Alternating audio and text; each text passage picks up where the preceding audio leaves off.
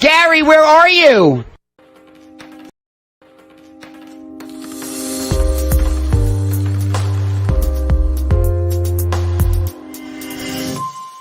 The following show is for mature audiences only. Watch the tape, and when you see the tape, you know the tape doesn't lie, and the tape doesn't lie.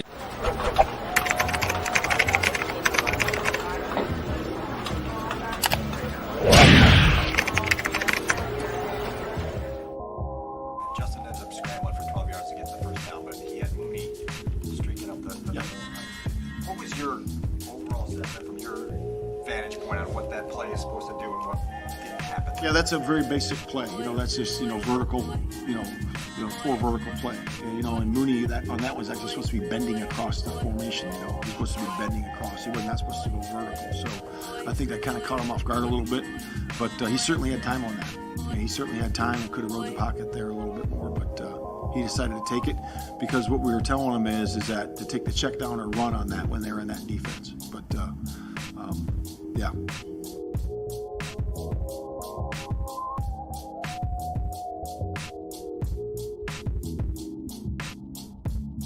Yeah, I would say my ultimate goal at the end of the day was to get to the NFL. And not once did I ever want to get comfortable in the CFL. And actually, during the CFL, I actually played really, really well. When I signed my when I signed my second contract going into my third year, at the time I was the top 3 highest paid DBs. I was doing well over there. And I can remember, I would say there in the CFL, there's a lot of guys who have the ability to play in the CFL. But again, like you said earlier, it's Phil, when you said it's about who you know. And a lot of times these guys have burned bridges. They piss coaches off.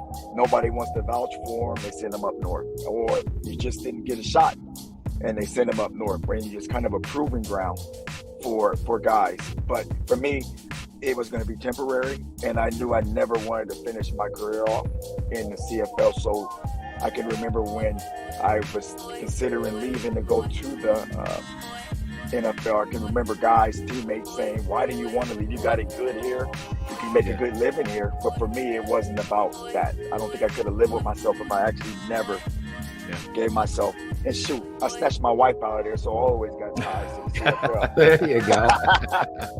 Hey, Jerron was good. I, during that time, which was many years ago, I don't know, it was something about a coach that played the game that you had so much respect for, because he understood how to prepare. He understood what you went through. He understood when, he understood the nerves of the game. He wasn't just sitting behind a keyboard pushing out plays. He understood, like I said, people don't realize we do get paid a lot, but at the end of the day, we're still human, and our feelings get hurt. We get upset about things we read in the paper just as if a regular person would if their name was in the paper. And a lot of people that don't play the game don't realize that, like, money doesn't change shit. You know what I mean? At the end of the day. But I enjoyed Dick Jerron because he was quiet, but he was a good coach. And he played the game, and we just didn't have a good season. And they got rid of him. But I enjoyed him. He was a man of little words, or not many words, but when he talked, you listen to him. Bears now, do you find yourself keeping attention to them? I would say once I retired, I didn't. I just needed to push away from it. I needed a little bit of a break. And it sucked because the year that I got released was the year they made that Super Bowl run. So I was bitter. I was a bitter beer face. I'm being honest. I was bitter.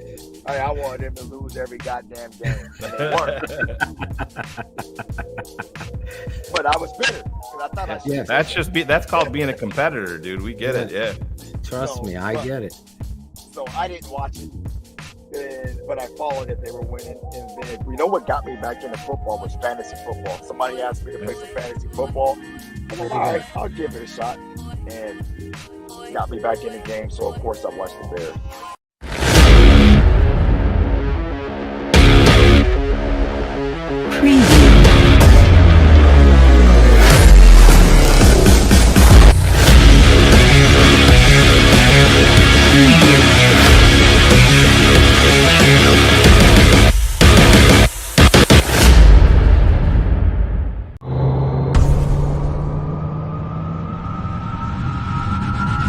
Well, it means to me more than just the awesome quality, quantity, and knowledge that's shown by our hosts and everybody that's part of the production of these wonderful shows. It's also a wonderful family. The knowledge I've gained from them. I used to think, wow, I know a lot about football. I played through high school. I started watching them and I realized, damn, I don't. But now I do, thanks to you guys. Oh, an awesome addition to my life and the things I do. Thank you very much, all of you guys at the Tape Never Lies Network and all the fellow members. You've made something very special. Yo, Bear mates, Bear mates, Bear mates, bear down. Foster Jones here. Yes, and I want to tell you what TTNL, the Tape Never Lies Network, means to me. It means Chicago Bears football. It means Chicago Bears coverage. It means Bear mate friendship. It means the Bear fans all over the universe. It means it's the best thing going for Chicago Bears coverage. The Tape Never Lies Network, Draft Dr. Phil and Shane, the smartest man, and all the crew, they bring it to you. They keep it 100. Yes, that's why I love it. I love the TTNL Network because the tape don't lie. New school, old school. TTNL Network, the Tape Never Lies, brings it all to you. Yeah, and that's what it means to me. Bears, Chicago Bears, the best. Whoa, that's what I'm talking about. TTNL, what's it mean to me? It's not just a podcast. It's a family, a bond, a friendship like no other. TTNL has shown more support and love for its fan base than any other network. TTNL is what other networks should strive to be.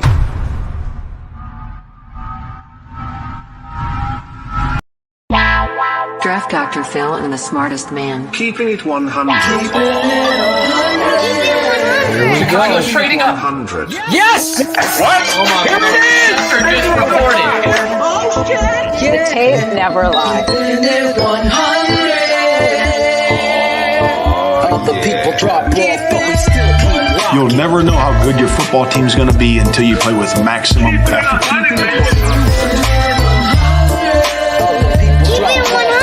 Keeping it 100.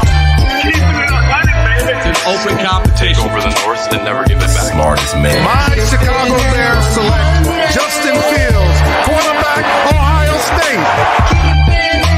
Guess who's back? The two dudes that kept it real. Dynamic duo that you love, the smartest man and Dr. Phil. Breaking down the film, never a problem, kick it straight. Most shows focus on stats, we focus on the tape. We keeping it 100, never running east to west. We coming with that truth, cause that's what our fans expect. Cut off the freaking anchor, forward to be free. But don't you worry, Shane's got the dumbest tweets. It ain't no secret, Phil and Shane got some haters. But now they're all stuck like the juvenile and laters. Debaters, frauds get kicked like Coach Taver. Cuts had to be made, we added the barber moderator. Up and down, boys got you double checking. Sad sacks trolling like a fool, drum texting. Flexing on the truth cause you know they never change. Real, recognize real, that's what you get with Phil and Shane. Give me some fucking names. We do when we're breaking down the Bears. Fuck a play or a captain, all of the armchair. The tape never lies. The truth, you see, we laugh, we analyze, so there's no babies like Maybelline. Straight to the truth with acumen and facts. We got a sad nerd, but he's not just giving nerd stats. Car crash, big impact like Trick Sack. Every Wednesday night you got the smartest man and Phil back. Now we know you're smiling like a fat kid with fun dip. We're back better than ever and we keeping it 100. Keeping it 100. Draft Dr. Phil and the smartest man. Justin Fields gets outside the pocket, puts that ball perfectly where only Mooney can get it. 1 point. 2 feet. Draft Dr. Phil and the smartest man. Keeping it 100. Keeping it 100, baby. Keeping it 100. Draft Dr. Phil and the smartest man. Keeping it 100, baby. Keep it 100. Keeping it 100. First never lies. Yeah, exactly.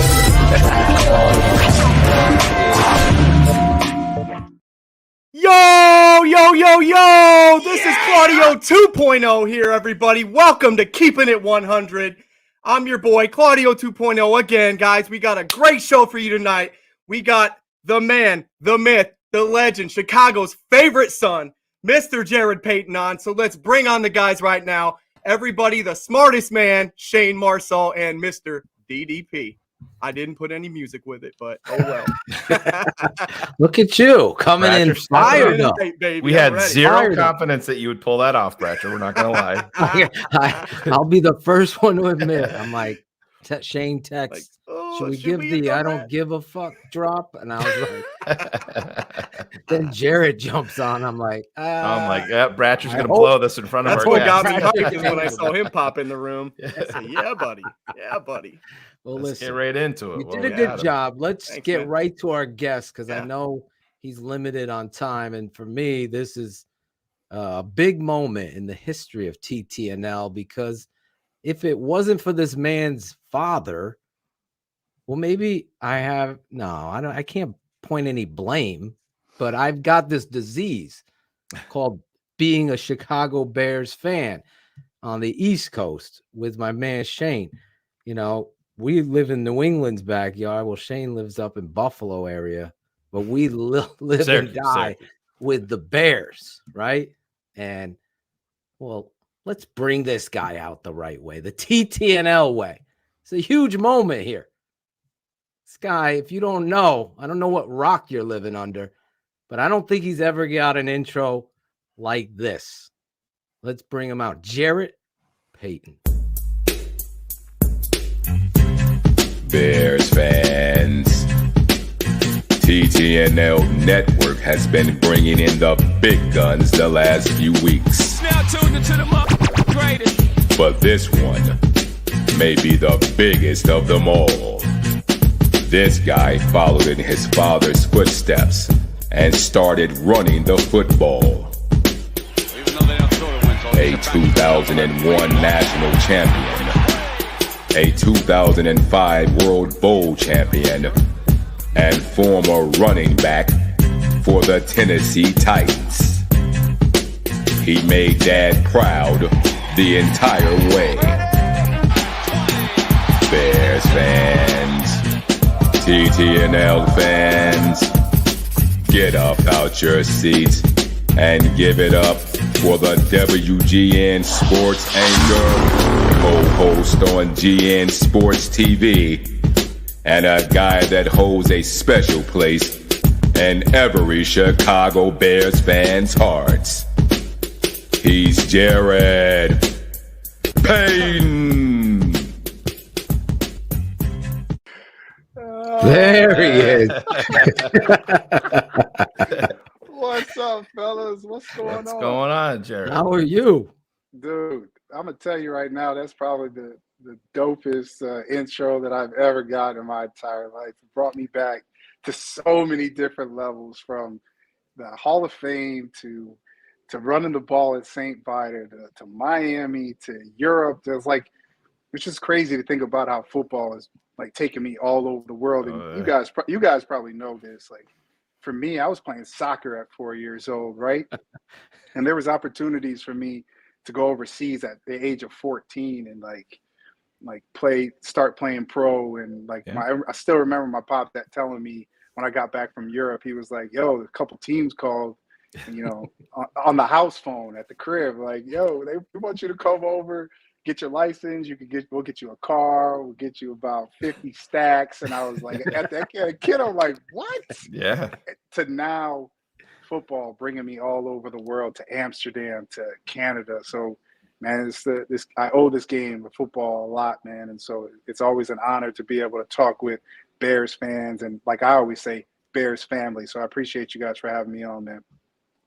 We're excited, and that's what we do here on TTNL. We say, and you weren't on when we had the open. One of our producers, Ron G, has gathered over 70 fan almost diaries of what this network means to them, and they were talking about the network being a family. And what you just said is right on point, because your family, your father was everything to me. And my father was a Hall of Fame football coach here in Connecticut. They named a stadium after him. So I kind of know a little bit of what you have had to deal with as being in the shadow of somebody like that. And my father said to me as a young kid, "What do you want to play?" I go, "I want to be a running back." So true story. I said I would tell this story when I actually talk to you. So he puts on this VHF, and you got VHS, and you got Franco Harris, Billy Sims, Barry Sand, all these running backs. And I'm in third grade. I'll never forget it. And then this dude, 34, comes up, and I'm like, I want to be like him. He's like, that's Walter Payton. My dad was on our show this past weekend. He didn't know you were coming on the air. And he said to the fans, I'm going to tell you, and he got very emotional. He said, Walter Payton was the greatest football player I've ever seen in my life. And that's not only the best running back, but he was the greatest football player because he took more pride in blocking somebody than he did in running the ball. And I always took that with me. And my loyalty to the Bears are because of your dad. And you just carry that torch of your dad so well. So I'm so glad that you finally, I know we swear a lot. We have a lot of fun on this network. But at the bottom line of the sauce, I always say, is the oil, the garlic, and the onion. Yeah. The sauce of this show is always about football, family, and compassion for the game. So you are the perfect ingredient tonight.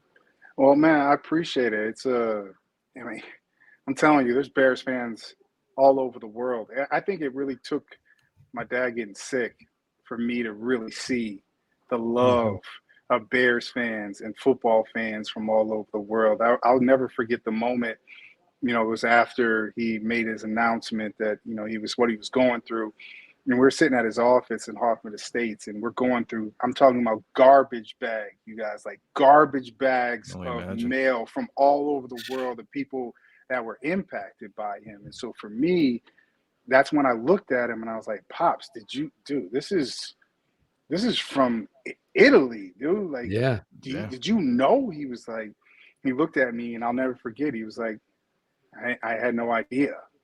And I think his perception was, so Chicago, so the U.S. and playing the game that is so loved here in the United States that he didn't know that he was making an impact. And we're talking about before the internet, man. We're talking about before Twitter, all this stuff. So his impact on the game and how he played the game is that lasting, like that lasting memory that most Bears fans and football fans have. I'm like, when God made a football player, dude, they made 34. They were like, he was like, yo, I'm making this dude. I'm going to put a Jerry curl on his head. I'm going to put a Ruse headband on there. He going to look sweet with the spat because nobody else was spatting like him. Like, it was different. But the way he played the game, you can't tell me any different, honestly. Like, I know I'm a homer because he's my pops, but he's the greatest football player that I've ever, like, all around that I've ever seen, man. Bar none. There's no doubt.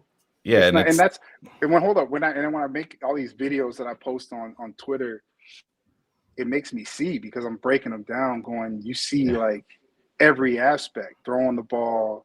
In this documentary that we just did, my sister and I, on Epics, called NFL Icons. Dude, I'm telling you, John, it was, Madden was talking about my dad. He was like talking about like him being a halfback.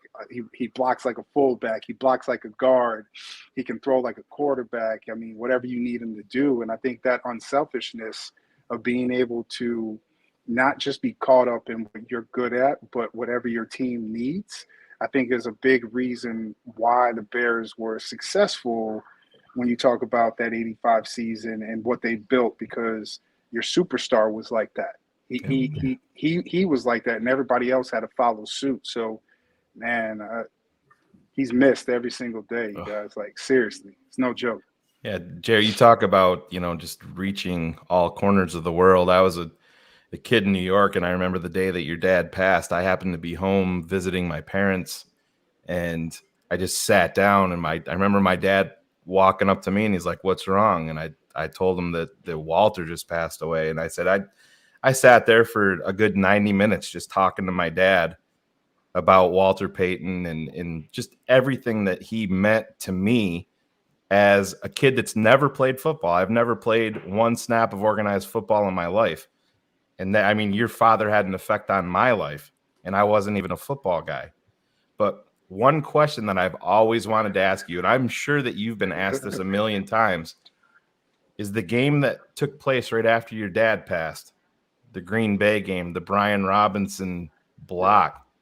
What were the emotions with you and your family when that took place? Because I still have that game on DVD, and I'll go back and watch it every once in a while. And I feel like I win the Super Bowl every time I see that replay. I see Dick Duran, probably the most excited he's ever been. Yeah. And I'd see that entire thing. But what was going through your head when that happened? Man, I just got chills because I just remember it. That takes me back to like right before they left, right? They had the ceremony at the Soldier Field, and then, watching all these guys drop, roses by the big picture and, talking to everybody and what they were feeling. Man, it was just that moment, man. He was still there. He was with them. That was pretty much his last game. I know everybody talks about that, his last game sitting on the bench against the Redskins in the playoffs, but to me, that was his last game.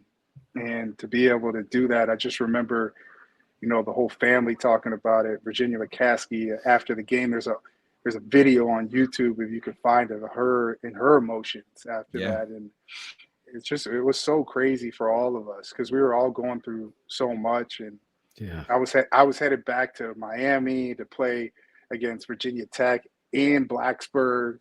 My first time switching to 34. It was just a lot of stuff going on. But I remember that game. It's a special game for me and my family. I hate to keep it here, but your dad was such an important part of my life. It's so odd to be talking to you, his son, after. I mean, we've tried to get you on the show. We were at an old network.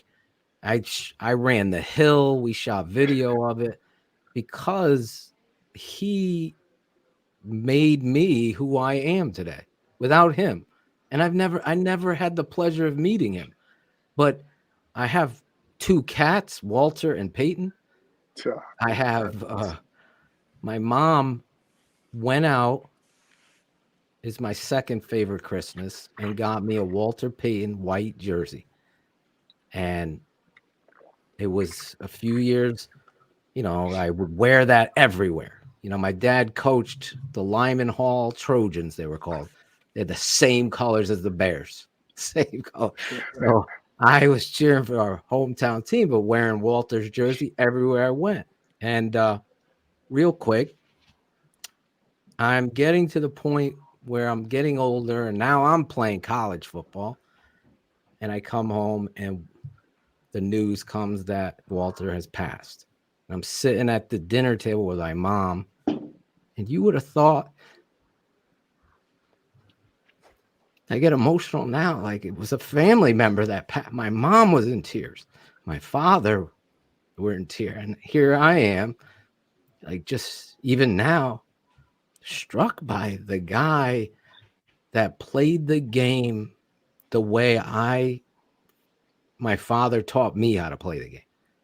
And it was, I don't know, I can't even put it into words how emotional I get thinking about the man and you being his son. That must have been so hard for you.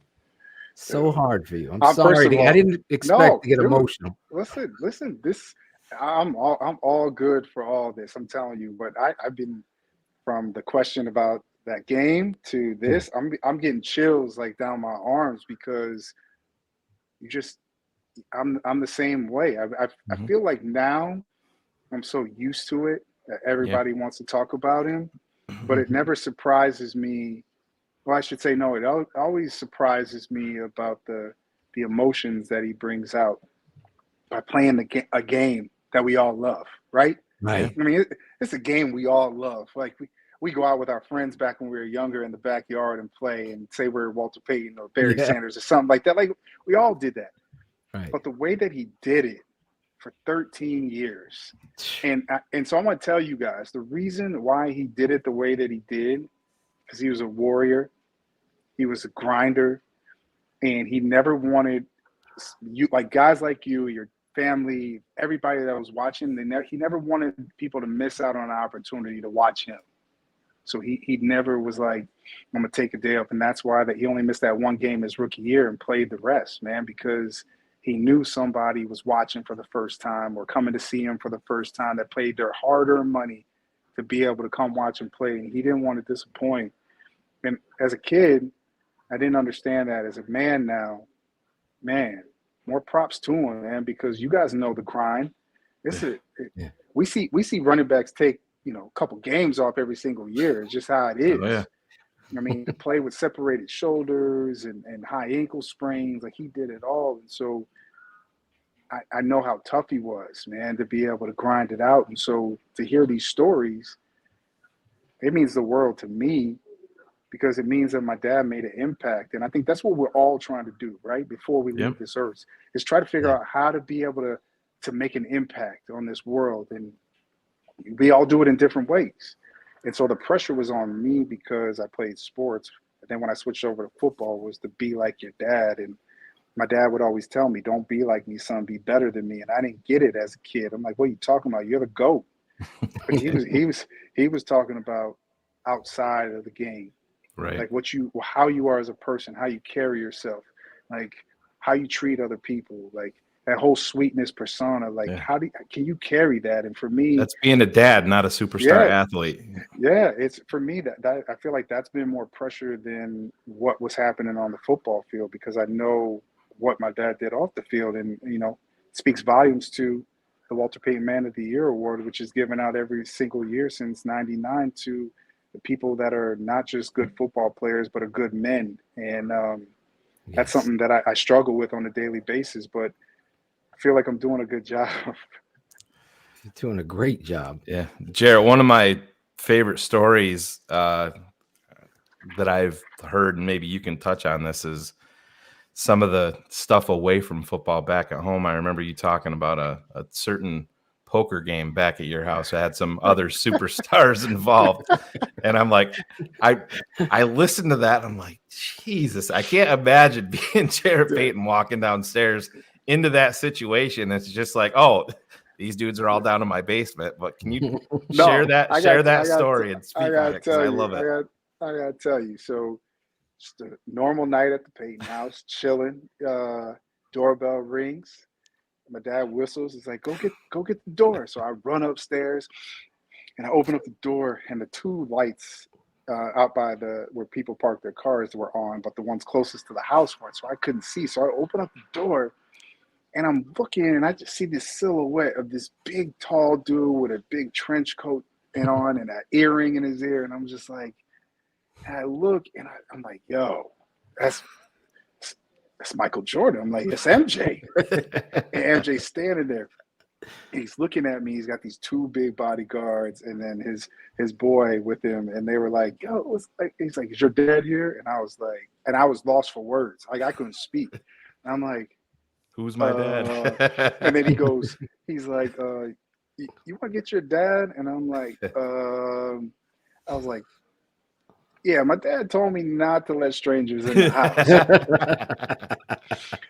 And by the time I said something about him missing a shot, and my dad came up, and Mike's face was like, who's this? And my dad came and gave me the forearm shiver, and like he walks in, and Mike, he's like, Mike, what's up? He's like, Walt, what up, man? And I'm just sitting there going, dude, these are my two favorite athletes. Could you guys imagine if I would have had Instagram Live? Dude, Exactly. Dude, we would have been, it would have been crazy. So he comes in and he's like, hey, Walt, what should I do with my jacket? And my pops is like, just give him the little man, because the coat room that was right there, it always had my mom's fur coats, and my dad would get a leather jacket from Burt Reynolds every single Christmas. So it just filled with these leather coats. So Mike they all give me their coats, and I put them on the washer and dryer. Well, about 20 minutes later, we had this atrium with glass all around in the middle of our house. And so I could see them down by the bar. My dad whistled again. So I run downstairs, and he's like, I go, Dad, what you need? He goes, Mike needs you. I was like, Mike, what do you need, bro? I got you. I was like, yo, are you thirsty? Because I think we got a Gatorade outside with your face on it. And he was like, nah, little man, I'm good. He's like, I just need you to go get that money that's in my pocket. So, dude, I ran upstairs, ran like a 4-1. I go in, he's got money rolled up in rubber bands, 5s, 10s, 20s, 50s, 100s, like all rolled up. And I bring it down, I lay it down, and he gives me a $5 bill. And I'm like, thanks, Mike. And I run back upstairs. Well, about an hour and a half later, 2 hours, I hear the whistle again. So I run downstairs, and I get down there, and my dad's sitting behind the bar, just counting money in his hand. He's got a big stack. I'm like, hey. He looks at Mike, looks at me, looks at Mike. He takes out a $100 bill and gives it to me. And I'm like, Dad, what's this for? He's like, tell Mike thanks, man. I was like, thanks, Mike. And I ran upstairs. So it was funny because it was two of the GOATs. Yeah. Like two of my two favorite athletes. One that used to jump from the free throw line with his tongue out. The other one was the dude that used to ground me when I got in trouble. And I'm watching them, and they were up until like early in the morning. And I woke up the next morning, and I asked my dad, I was like, Dad, why were you guys up so late? And he said, son, when you get two people like us in a room, nobody wants to lose. And I didn't get it. I didn't get it because I'm like, okay, fast forward. This is the part a lot of people don't know. Fast forward, Dad takes me to a Bulls-Knicks game. Jordan balled out. And at the end of the game, he's like, we're going to go see Mike. So we walk down, and as I'm walking to the Bulls locker room, I'm seeing all of my favorite sports cards walk past me, right? We get to the door, and they're all wearing, coats and rings, talking about who's buying dinner, who's getting this and that, what car they're driving. I was like, dang, this is why I want to be an athlete. Well, I get to the door, it opens up. Jordan comes out with a cutoff shirt, new pair of shorts, new pair of fresh J's. And he's talking to my pops, and then next thing you know, like 10 minutes in, he's like, Walt, listen, I got to go. He's like, I got to go hit the weight room. And I was like, dang. And at that moment, it hit me. I was like, I see what my dad's talking about. The great ones, man, they're not content with having 30 points, 8 boards, and 5 assists. The great ones are looking for their legacy to be the greatest. They want to be in that conversation. And so while everybody else was leaving, Mike was putting in more work. And what I've learned through the process of life is, man, everybody's got skill, everybody's got talent, but who's going to work the hardest? Like, who wants it the most? Like, who's going to dig down deep to, like, say, nah, dude, we ain't doing this? And even when things aren't going right, like in the 70s with my pops, when he didn't have an offensive line, he didn't cry and whine. He just kept working. He went to the hill. He put more work in. He worked so hard in the off season that when he got to the regular season that he was ready and he was in shape, while everybody else in the 70s and 80s were using like training camp to get back in shape. He was already in shape.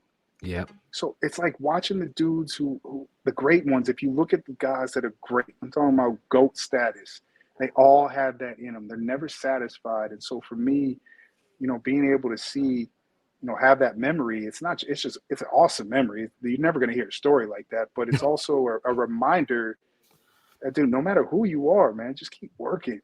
I don't care how hard it gets, just keep working and figuring it out. And I'm hoping that's the same case for this Bears team here in Chicago right now, bro. Oh, yeah. We're going to get there in a second, but I want to ask you, your Sunday, Bears travel, Dad's playing. So what was that like for you? Would you watch the game? or are you outside playing with your friends, or you just Yep, just playing. I didn't really, honestly, like football really wasn't even anywhere in my brain until after my dad got done playing.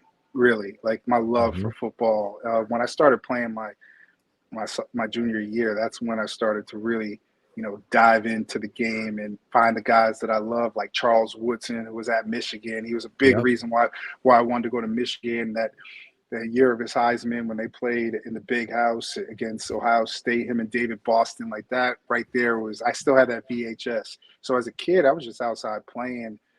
Dad, it didn't register who Dad was really. I didn't really get it until after he got done playing.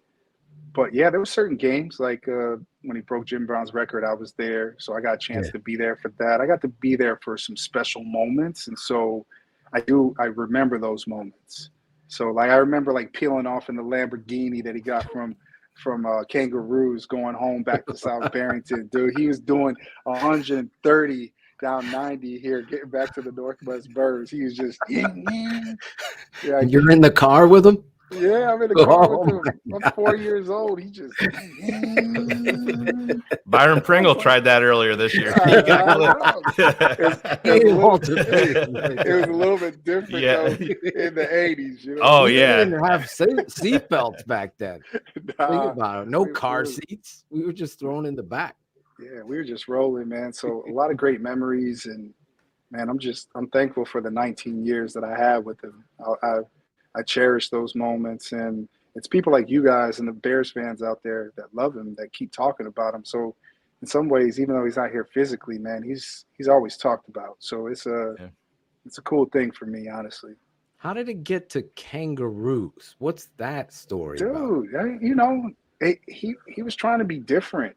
And I think Kangaroos came to him with a good deal. I mean, they just came with him at a good deal. And I think he was just always trying to separate himself from everybody else and the guys that came before him, right? Because he knew when he came in, and I think after that 77 season, his MVP season, he kind of knew the trajectory was on a whole nother level just by his work ethic and what he was doing. Not cockiness by any means, but it was just like he knew he was taking this thing to a whole nother level. And I think his ability to stay on the football field was a big reason for that, right?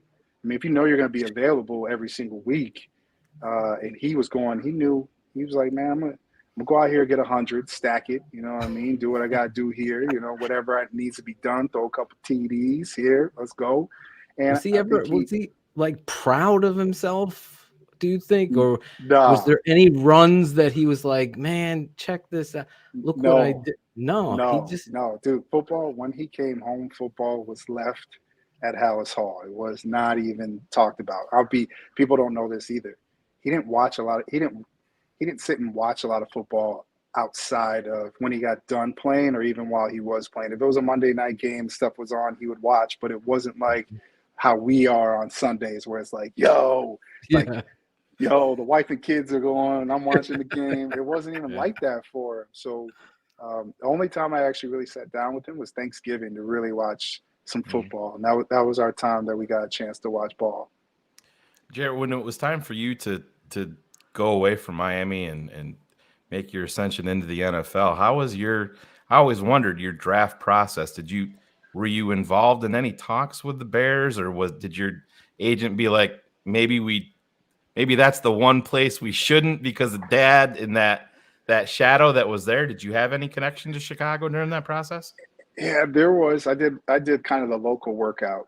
Yep. Kind of crazy, right? I was doing it inside of the Walter Payton Center, right? So I was like, my dad's place. I'll be right back. Yeah, my dad's place. I'm cool. I actually had a really good workout that day. Like I caught the ball well. I really had a pretty good workout. I think some of the conversations were what would happen if at some point they would have to cut me or something like that. I don't know. I think that was a part politics. I think the politics were a little bit a part of it. It would have been a dream come true for me. And it didn't matter. Like I've always said, you got to work your butt off once you get to the NFL. So if you don't make it, you don't make it. That's how I always looked at it. But I also see from the Bears side on the business side how it was for them as well. So it was no hard feelings. I'll be honest with you. Tennessee was an awesome place to be for me, to be with Steve McNair, to be with Jeff Fisher, the things that I learned while I was there by guys like Keith Bullock and just a bunch of other guys that I got a chance to be around. Pac-Man Jones. Yeah. I mean, it was crazy for me to like be in that situation. And in that, between that time and going to CFL, I went to NFL Europe. Yep. That was the best ball I ever played in my entire life. I mean, I was in a zone, man. Like, I went over there and I knew that I had the ball to be able to get onto the football field when I came back. And so the light switch that went on was go ball. And then when I came back and I got into the locker room, all my teammates, like Steve McNair, came up to me and was like, "Yo, bro, we had you on the NFL Network. Like, you was doing your thing." And so when there was talks about going into my second year there was talks about them cutting me, and Steve McNair and all my whole offensive line went to Jeff Fisher's office and said, "If you cut him, there's going to be an uproar in this locker room." And that just speaks volumes to me because I was one of the low guys on the totem pole, but I was working harder than everybody else, and I just wanted to make it. So even if it was a short stint, you know how many people get a chance to say they played in the NFL, bruh? It ain't that many of us, you know. I don't care. I don't care how long it was. And you started late. I'll keep it 100 with you as the title of the show. Keep it 100. You already know. If I would have been playing from 4 years old, there you go. I'm telling you right now, dude. I know. I remember reading about you. I'm at Hofstra University, and that's just at the time frame where the internet was beginning. That gives you my age. That AOL. Shane and I actually, you've got mail. Yeah, we met on a Bears message board. I kid you not. That's how I met this dude, and we've been together since. It's almost 27 Rashawn years. Salam was on the banner of that message board. That was after. We were AOL messaging to your point to begin with, but I remember reading. I'm dead into Bears news, and I think it was the Bear Report reporting. Walter Payton's son has chosen to play soccer, and I'm like, soccer? I hate soccer. And I'm like, why isn't he playing football? Like, I was taking it personal. Walter, give us another Walter. That's what I was saying back then. I'm keeping it 100 with you. And then I followed your career, and then I read about you tearing shit up in high school, and then you end up going to the University of Miami. And you're playing with, I mean, you look at the roster of players you played with. Holy who in your mind was the best player that you played with at Miami? This always gets controversial for me because I'm putting you on, keeping it 100. I'm going to keep it 100. The smartest player that I've ever played with in all of football. Yes. Ken Dorsey. Really? Hence the reason why he's doing what he's doing right now with Josh Allen in Buffalo. So going to be a head coach one day. He was my roommate my freshman year.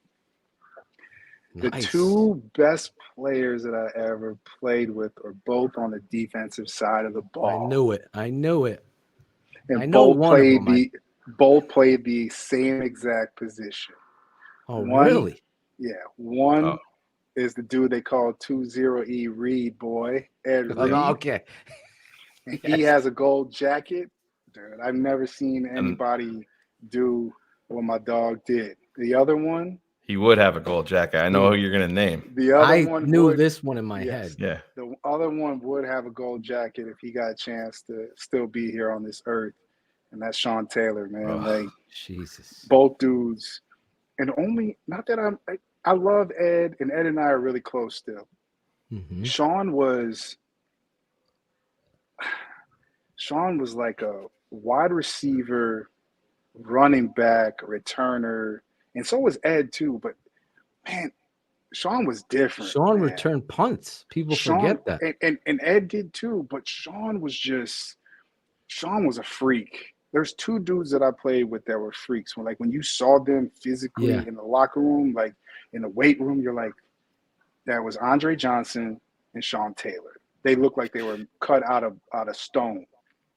Sean and I, our lockers were right across from each other, and we weren't like super close, but I got a chance to know him my last year because we were by each other in the locker room, man. And like my respect level went through the roof for him because of his work ethic. And both him and Ed both had that crazy work ethic. But I think Sean might have been like, if Sean would have stayed alive, he could have been the GOAT, like for real, because there's no one that played like he played, and he only had one speed.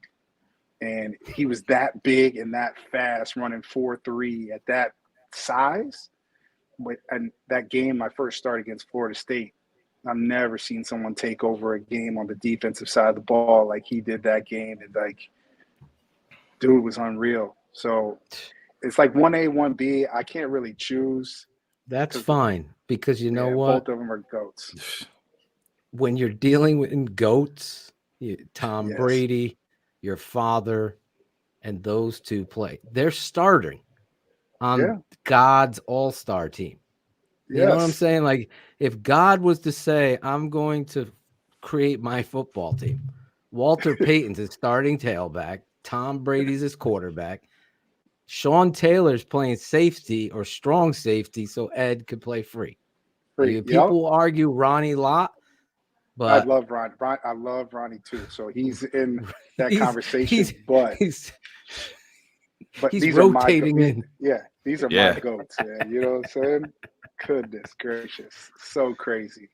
I want to, before we talk about this bear, I want to get this out there into the universe because you're here.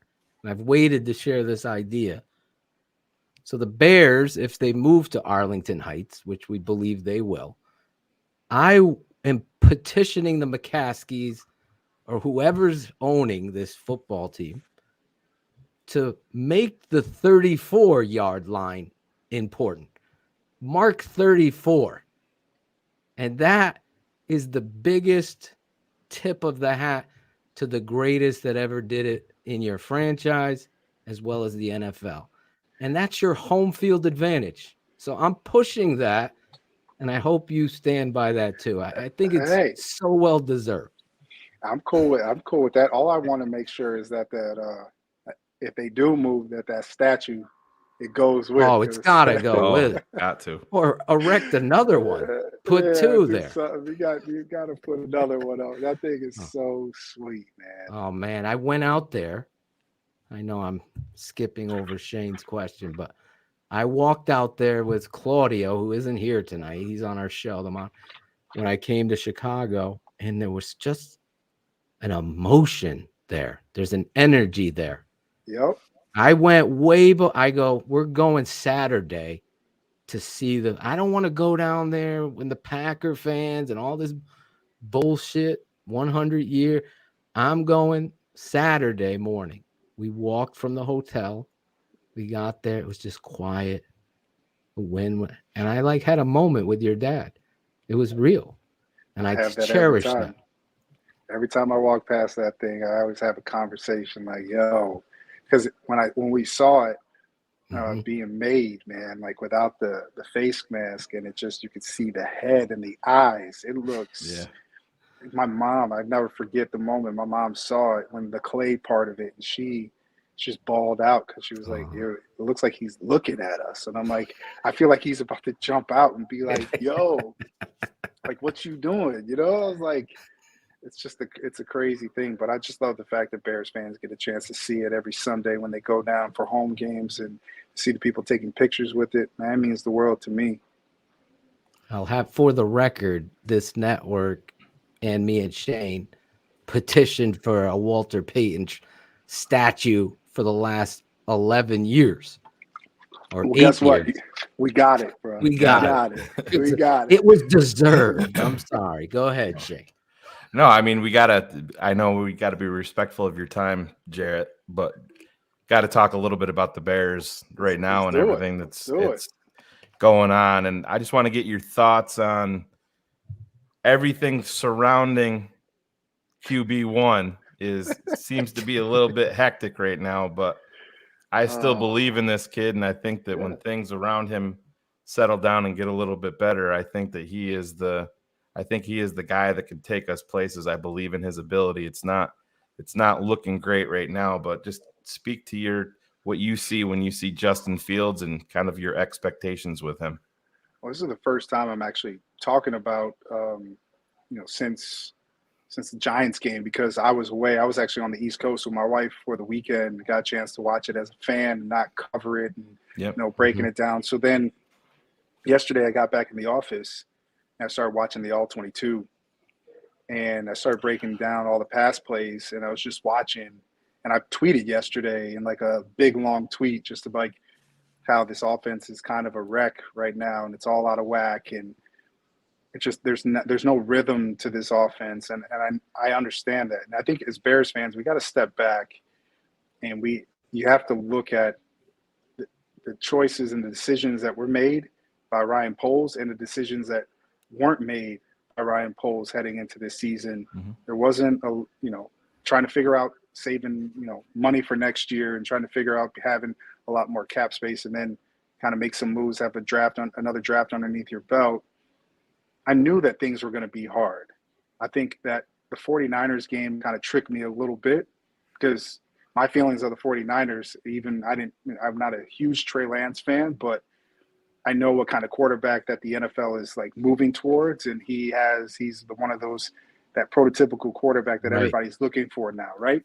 And so after that game, I was watching how disciplined this Bears team was from the preseason to game one. And I was saying, well, if you can be disciplined, you can win games. If you're not causing stupid penalties, you can win football games. But now I'm stepping back a little bit and I'm watching the pressure on QB1 is huge right now. Big time. I think a lot of Bears fans were just hoping that, well, season might not be good, but as long as we see development in Justin, that's all I'm looking for. Everybody says that to me, and that's how I was feeling too. So I think that people aren't seeing the progression going the way that they had hoped, but we're also looking at an offense that is very flawed at every single level, from the offensive line to the wide receivers. I'll exclude the running backs because I think both running backs are when you look at the run game, that's been the one solid in this offense. But you can't win in this league without dominating the line of scrimmage on both sides of the football. Just doesn't happen.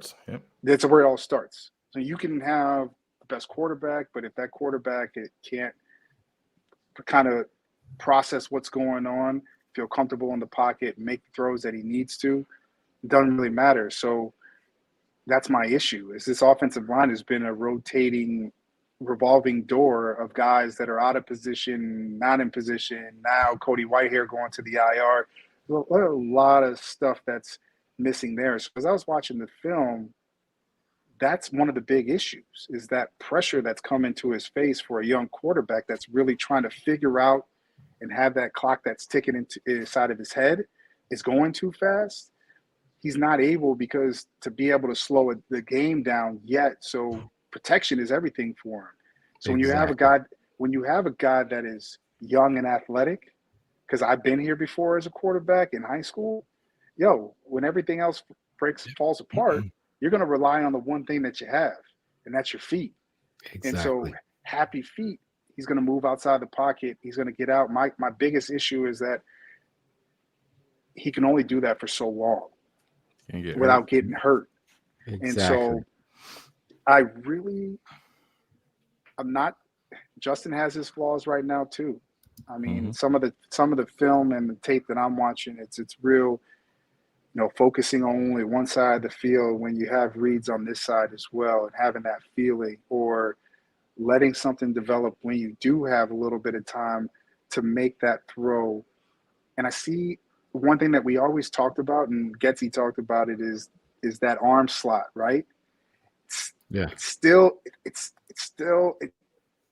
takes a little bit, maybe a little bit, and I'm just nitpicking here, when I watch other guys in the NFL where it's just the ball is out, right? Ball's out real quick. That motion is still there, and I know they worked on it a lot, but I think it's going to be there. So they got to figure out ways. It's always going to be there. Yeah, so they got to figure out ways in this offense where if your offensive line is having a lot of issues, how do you not have these big long routes on the outside? These routes that take a lot of time, where he doesn't have that time. So they got to get. We've been screaming every week. I'm like, can I see a slant pass, please? Yeah, please. They're professionally handling this well. Can we figure out how to help this young man out? I do got to say this, and I need to say. Hold on, I got to say this. I know. I got to. Sam, dude, Mustapher's having a lot of issues, man.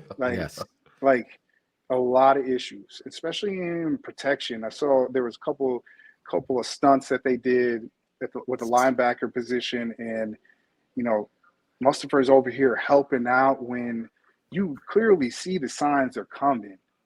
Oh my and God. You need to pick up the inside guy and let your back, because it's you got 6 on 6. You can pick it up. These are protections that they're not bringing like another guy, a 7th guy off the edge or anything. It's 6 on 6. Let's figure it out. Who do you got? This guy here, center. I got one of these linebackers, the first one that crosses my face, and guess what? The running back's going to pick up the other one on the backside or on the front side, wherever it is. It's simple things like that are killing this offense. That's hurting this offense. When it comes to Justin, I gotta say this. I have not lost faith in Justin Fields.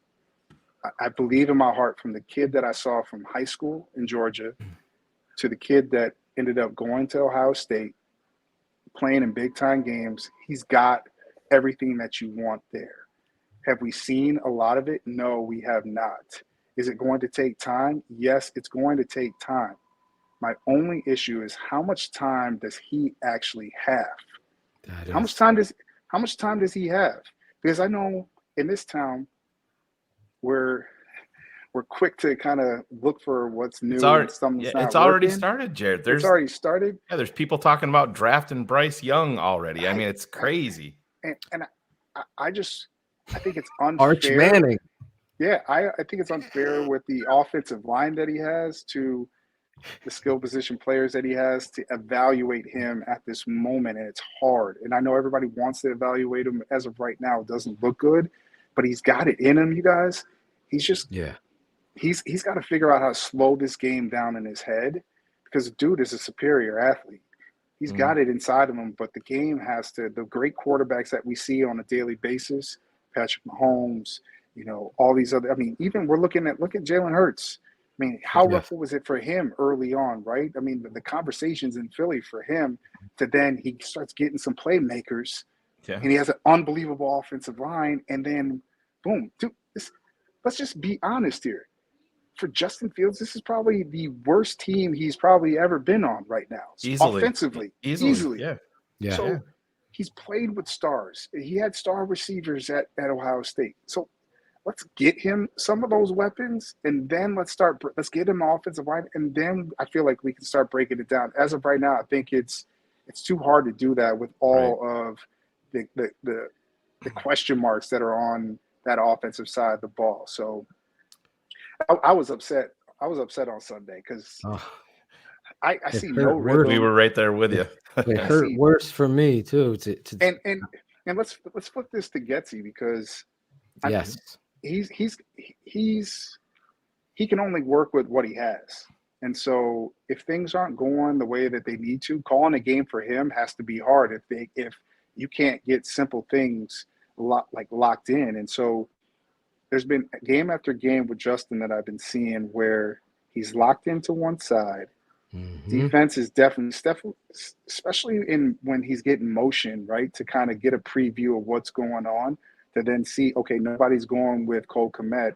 They're in some type of zone. I got 2 curls on the outside where he's dropping back, and it's only on this side. He's looking left, and you have this curl over here, which you got for like 10, 11 yards. Like, let's take what the defense is giving you, and then move on from there. And I think it's mind-boggling for most Bears fans is the fact that, like, excluding last Sunday, you go back to the 2 previous games before that, the run game has been phenomenal, and that is always something that helps out the passing game. But with the protections being so on hot and cold, it's hard for them to find that rhythm, and I think we haven't seen that yet. And it's not going to get any easier taking on Minnesota coming up this Sunday. It's not going to get easier. Jarrett, do you know, speaking on the offensive line, right? I mean, we've talked about this. We've all been huge Tevin Jenkins fans. How much time does he have? I got it. Probably over. I can go to. I'm over, but for you guys, I'm going to go to. I got another 9 minutes. All right. Because But I think we got to get a favor out of him before. Yeah. I have like 700 questions for him. Yeah, but listen, we got to do it again. We can do it again, man. We have to get it. We gotta be. I want to be Michael Jordan at the door. Like, Phil, what's up? Hey, you ain't got that. You ain't got that cash in the pocket, bro. I'll bring the cash next time. Shane, what you got, man? Yeah, well, what I was wondering is, what if the whole situation surrounding Tevin Jenkins? There's no denying the kid's talent, but you turn on the tape, the kid is doing his job better than everybody else out there. Dominant. But then it continues to be a rotation. Flus comes out and says, well, he didn't have a good Wednesday practice. And I mean, to me, there's got to be more to the story if he's not, taking everything serious away from game time, not taking practice serious. But what is your take on that entire situation? And have you heard anything about what's going on there? Haven't heard a lot after kind of the issues during training camp and stuff like that. But I knew that he was locked in and focused because he knew with this new regime, he was going to have to come in and prove himself. And I felt like he did that. Like, give him an opportunity. The kid's still young. He's trying to learn a new offense and a new group of guys around him on that offensive line. So trying to mix and match. I don't think anybody in the NFL, I think it's hard when you're rotating, moving in and out to get any type of consistency and get that consistent play that you're looking for. He's got that dog. He's got that dog in him. So the only thing that I needed to hear from, and I can throw everything else out the window. I don't care who talks about him. When David Montgomery says you're a dog, that's all I need to hear. It's all because I know what kind of dude that is. 32 is a straight savage, man. Yeah, that dude is different. He is. He's a savage, man. This is my guy, David Montgomery. To death, please man. Speak on this. I hate to cut you off, but I want you to say. I say he's the best running back I've seen since Walter Payton on the Bear. I've been doing it my whole life, watching these Bears. David Montgomery has plays with a pride. You skipping over 20. I wear 22 behind me. David Montgomery plays with the pride that your dad did. He does. Never die easy. Yeah. I took that to heart as a young player too. I didn't step out of bounds because of your dad, David Montgomery, but you speak on it. But hold up. I'll say this. It's tough. It's a tough situation for him. I love Khalil Herbert as well. I love what both guys bring to the table. Both guys have really opened up and accepted me when they came to the organization. So I'm grateful for that. I think when David is at his peak and he's on his game, you start to see how special he actually is. And I think it was just watching that Packers game of just watching this dude just ball out. Now, I think there's times when you have somebody on your heels, sometimes you press a little bit too much. And I think you saw that in the first game against the 49ers. He was pressing, trying to find holes here and there. And Khalil Herbert, on the other hand, is so patient when it comes to running outside zone, making his reads. It's like it's methodical for him. So with David, I think he was just getting into that groove a little bit after that Packer game. And so for me, I've always said it's rough to play this position in the NFL now because you get to a certain point when your contract is coming up organizations aren't trying to pay running backs anymore, and it's just Right. not happening. Would I love for him to be here long term and be a part of what is going on inside that Bears locker room? Heck yeah, man, because I saw that young man walk into this organization quiet, not talkative, just kind of to himself, to becoming the leader inside of that Bears locker room, being a voice and everybody following his lead. So I always tip my cap to 32.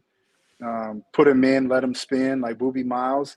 Hey, dude, you get him going, it's hard to turn it off. And he always plays with the same passion. And it's funny because a couple of months ago, I had a conversation with George McCaskey, and we were talking. And I mentioned David Montgomery, and he looked at me. He's like, I love the way he plays that game. I was like, yeah, that's all. When the man's saying that, you know you're doing what you're supposed to do. So, watching the Bears run game, and I knew that's where it had to start this season. If they're going to have any success. But let's give credit though to the defense for what they've done, especially in second half of the game, right? Where they're holding teams no touchdowns in the second half.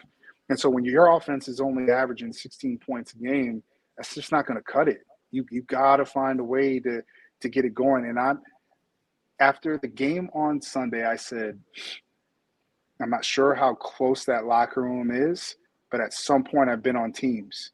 That 2003 Miami Hurricane team when the defense was balling, but our offense couldn't be consistent.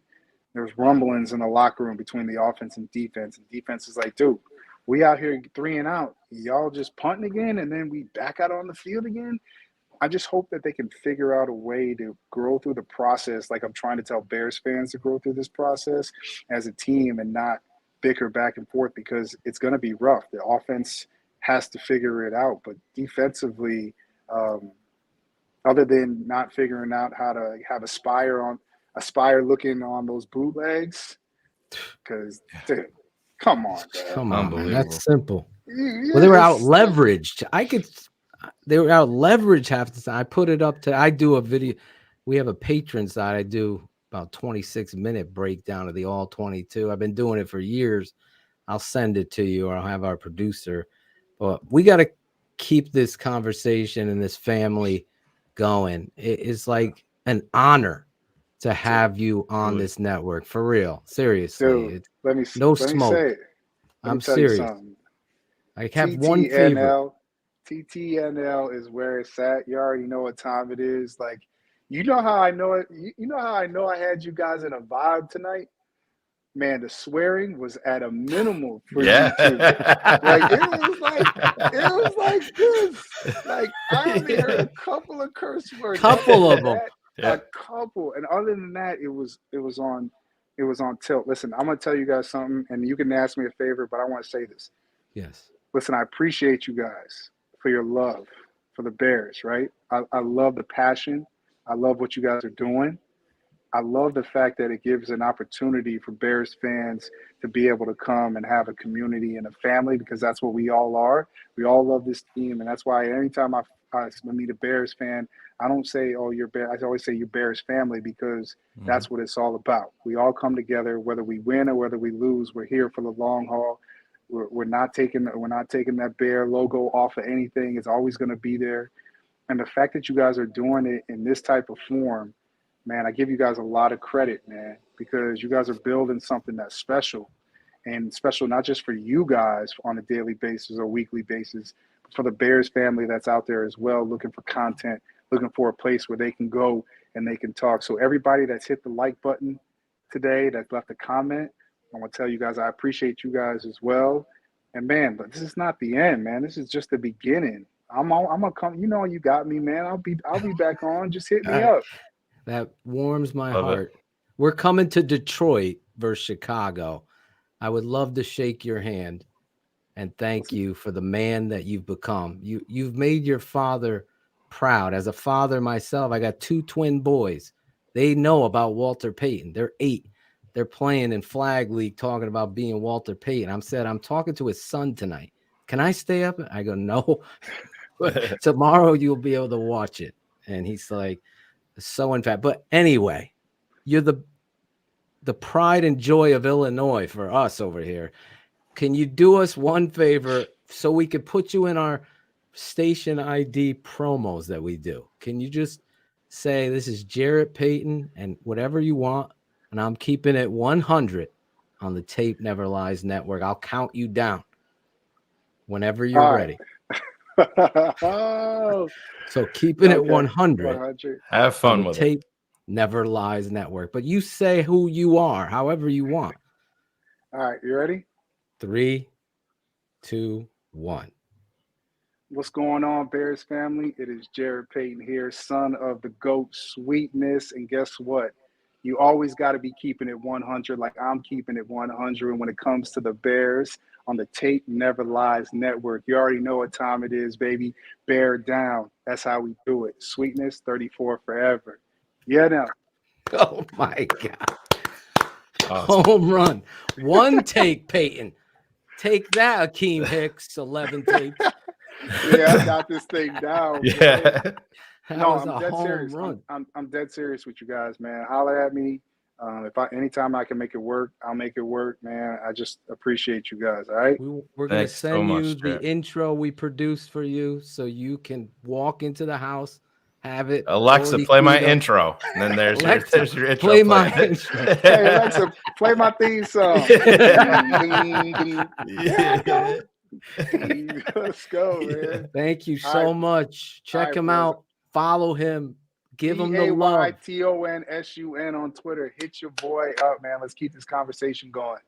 God bless an honor. You, man. Thank you. Thank you, guys. Appreciate you guys, man. Thanks. Wow. Amazing. Wow. Yeah. Bring on the moderator. Yeah. Oh.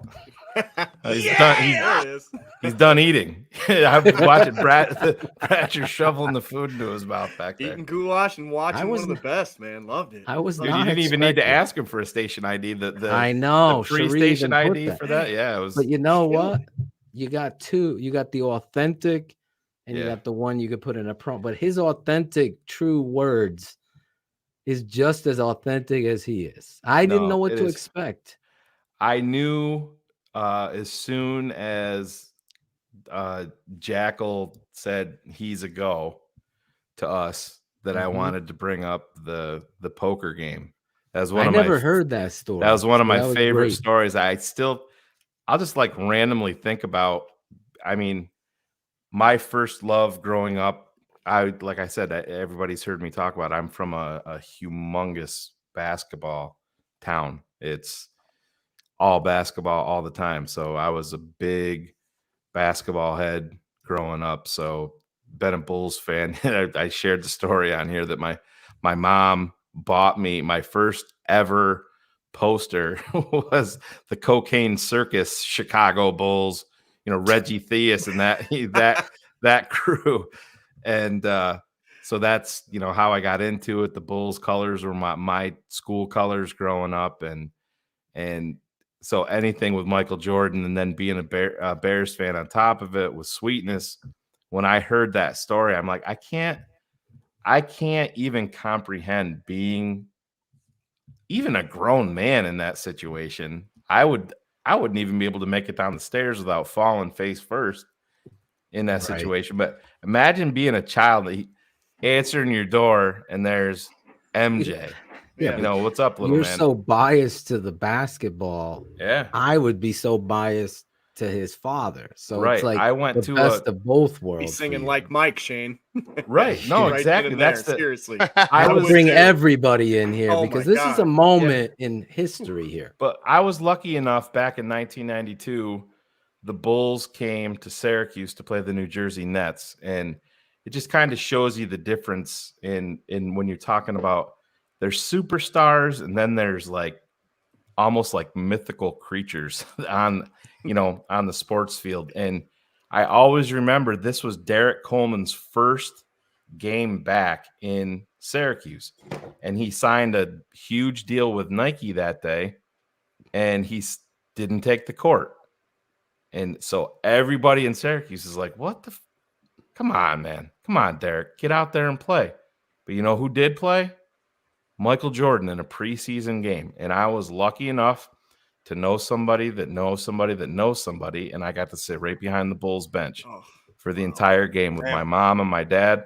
And I was sitting there, and number 23 was right in front of me, wiping the sweat off of his head, and he threw his towel, and it landed right on my shoes. And I still have it to this day. Wow. And that's why I'm talking about.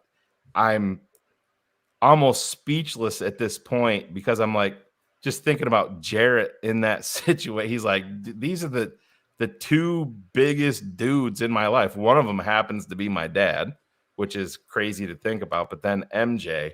And that's it. Honestly, away from my family and my experiences with my kids and stuff like that, that story from Jarrett Payton that he shared with us tonight, and I had heard it before, is one of my favorite all-time stories. And I am so glad that Jackal got to lock him in and do that. So he got to share it with everybody here. He does do Oh, shit. yeah.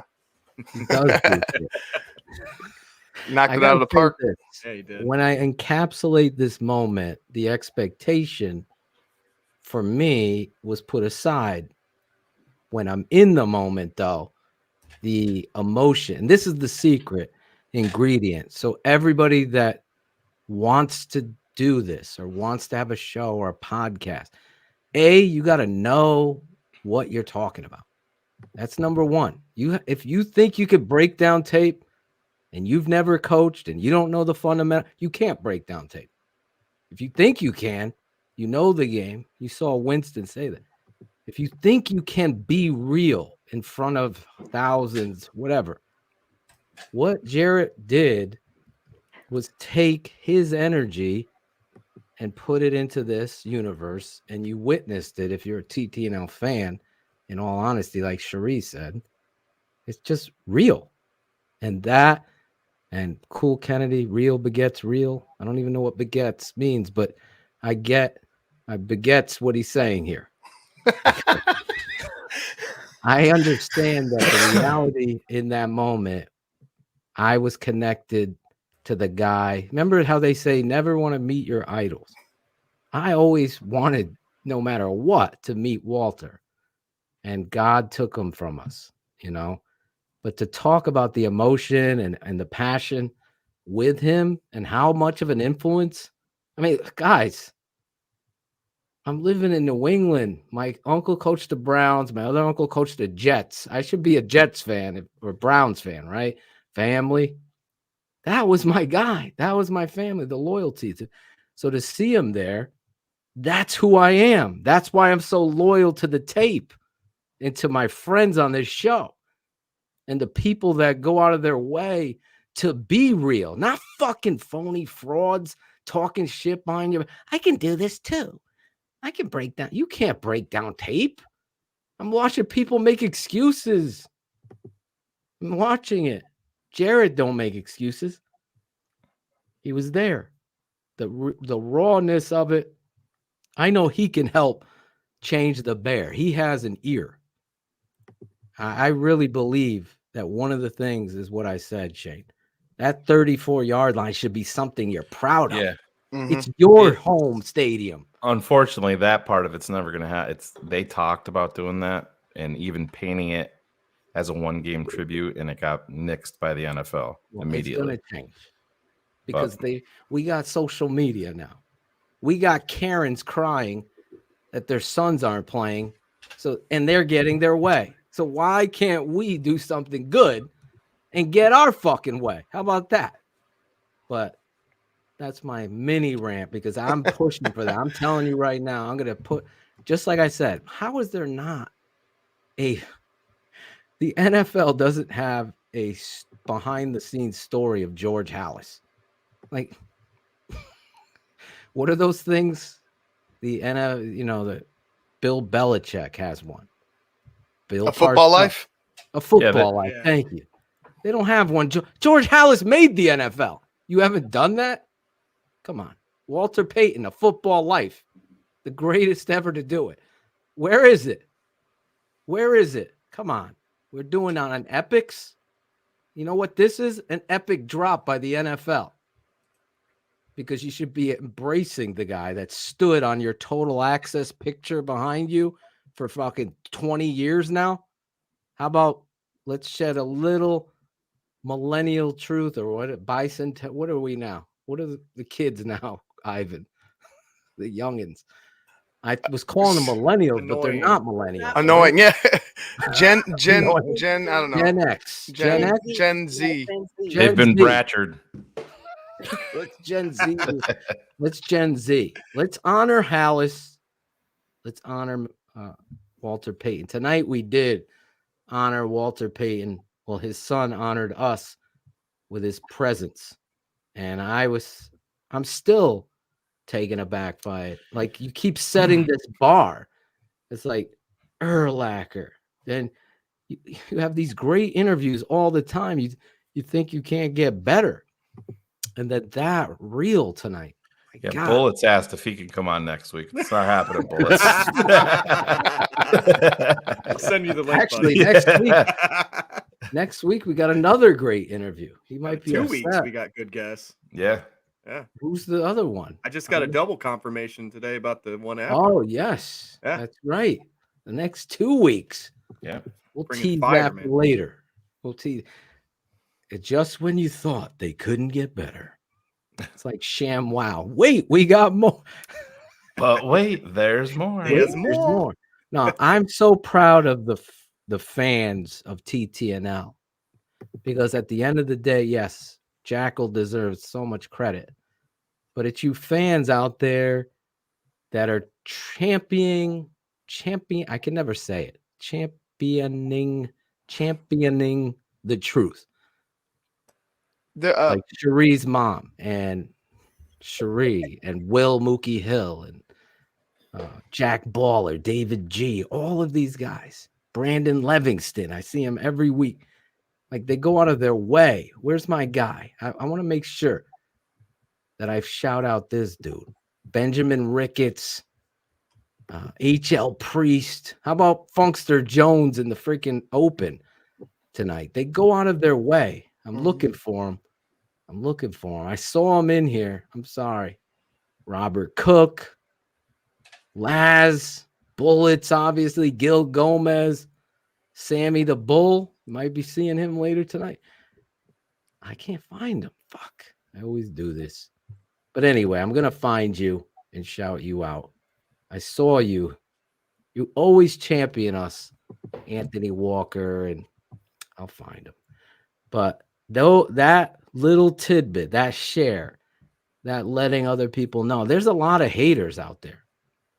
There's a lot of haters. I mean, you can't tell me I just spent 16 hours cutting tape, then put it together, narrate it, put music behind it, put all the stuff together, download it and upload it on our channel. We got people. Wait, there's only this? Like, it just makes me think. I want more free stuff, Phil. It makes me think like Tom Brady, like playing his heart out. Think about Walter Payton missed one game and I wanted to ask Jarrett that, because the coach decided to sit him out.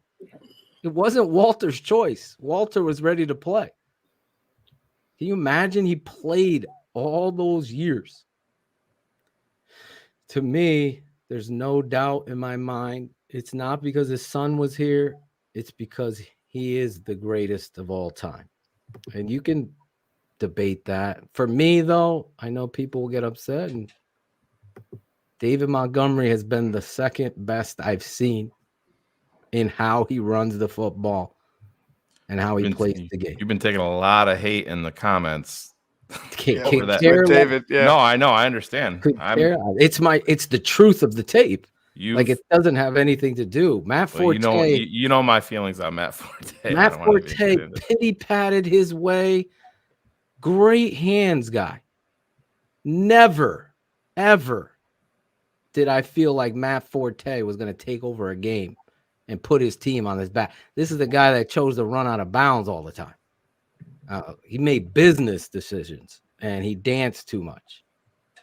And again, David Montgomery got hurt blocking and somebody got pancaked and fell on his fucking legs. Think about it. It was a freak accident, but irregardless, I'll take the heat. But I actually, what was it? Cook in the kitchen, Cherie.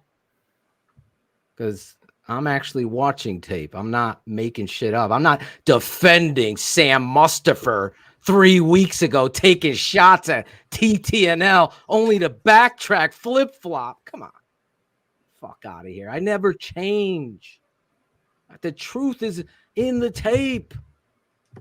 Truth is there. You don't change. If this player plays great, if Justin Fields, I said it today, patrons know, it's hard to assess Justin Fields because of the left tackle and the center are so bad. It's hard to get a great read. Is it this? Is it the play caller or is it the protection? Well, on several of these plays, it's fucking impossible to be a quarterback. And just like he said, I got to keep it 100. This is simple. You look up, linebackers coming. You have to pick up the first man. Tailback gets the second man. God, it's so frustrating to watch because you can't really. Is he worried? There's times where I'm critical of him because he's leaving a pockets there. But is he seeing ghosts? Is he feeling ghosts? That's the worry. And that's a coach. You can't play politics. If you brought Lucas Patrick, Shane, in to be your center, then he damn well better play center. And then you have a fucking competition everywhere else at guard. He's not even know your fucking assignment. He's not even playing the backup position that they brought him in for. Exactly. It's freaking ridiculous. Get mustified. That's the new adjective. It's the new verb. You were mustified again. You can't miss these blocks. You can't. Now the natural ebb and flow of his release. There's Mike V. Mike V, you were the guy I was looking for. I don't know why I drew a blank on you. Mike V, always supporting TTNL. Real recognize real, homie. Appreciate you. Anyway, I have answers. Tevin Jenkins is at left tackle. He has the temperament, the athleticism, and if you are fucking watching any ounce of what Shane is talking about, this guy brings like attitude.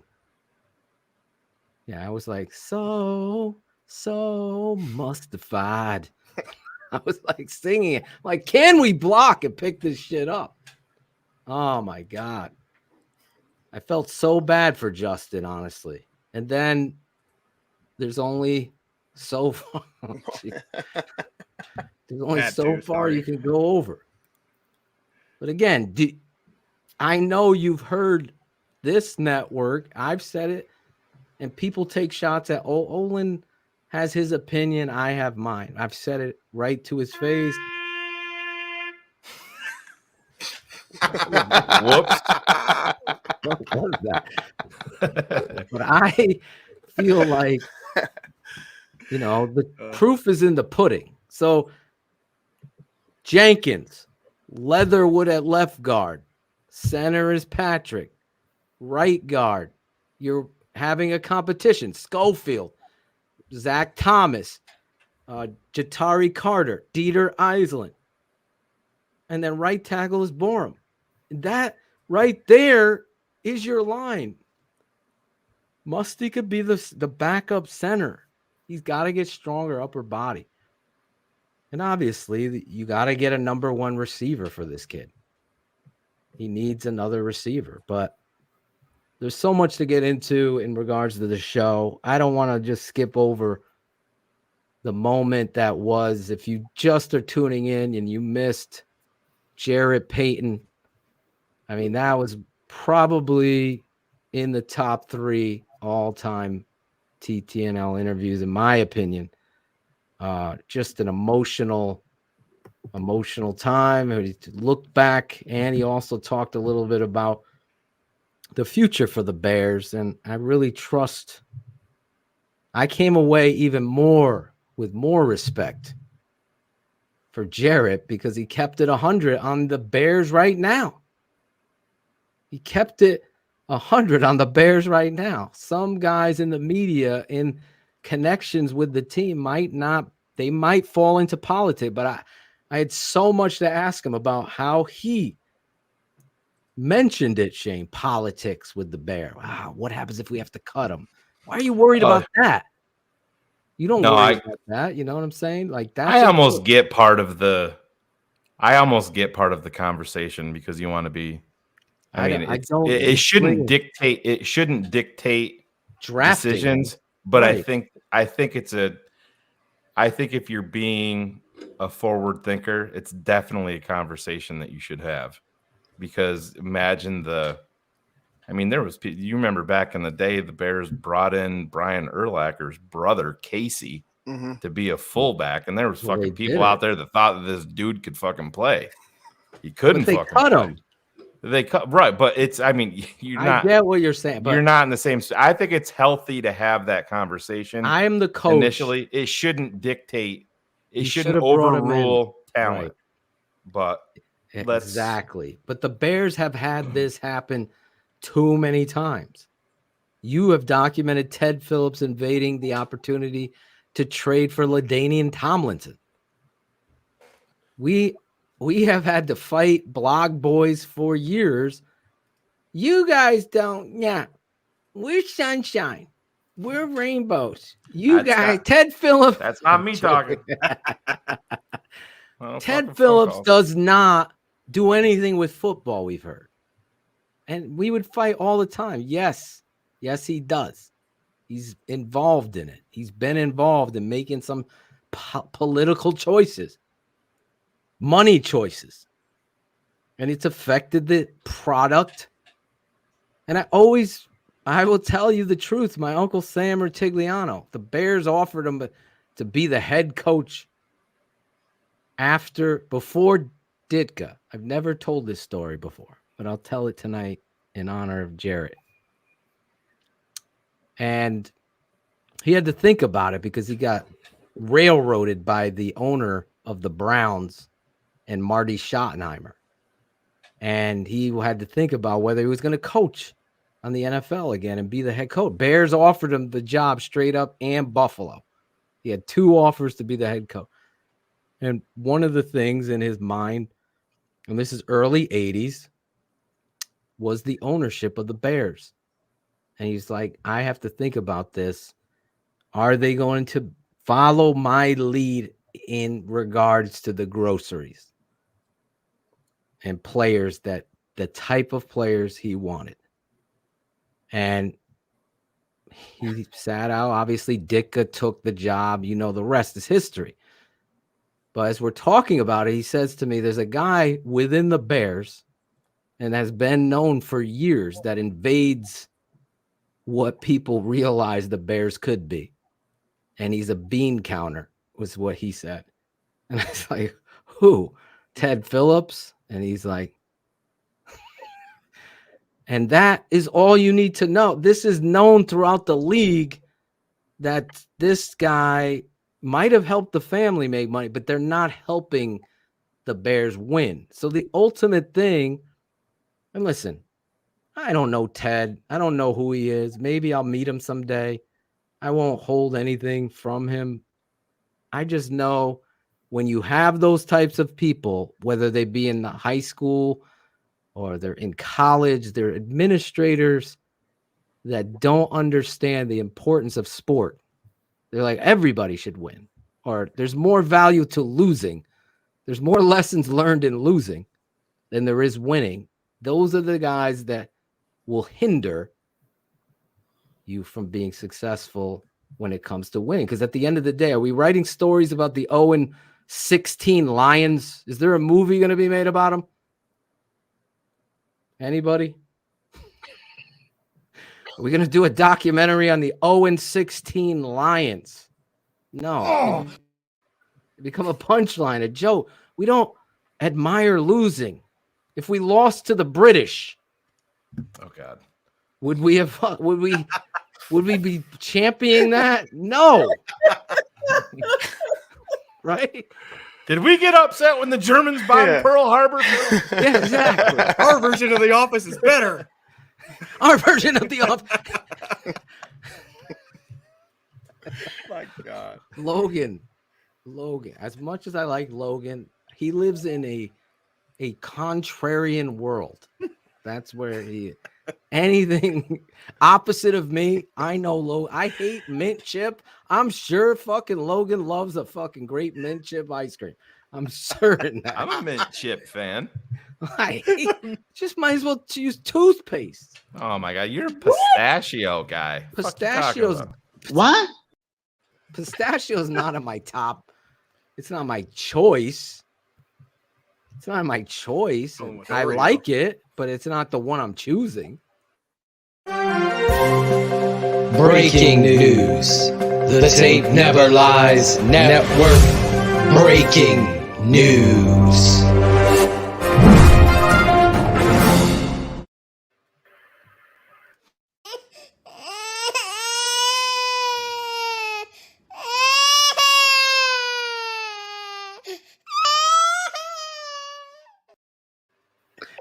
I was wondering when that was going to get brought up. Oh my! Wow. Oh my! Cherie, do you have any thoughts? Oh my Bortles God. announced his God. retirement today. Steven Johnson texted me and wanted to know how Cherie was holding up. Do you have any thoughts on Blake heading off into the sunset? I really do hate you all.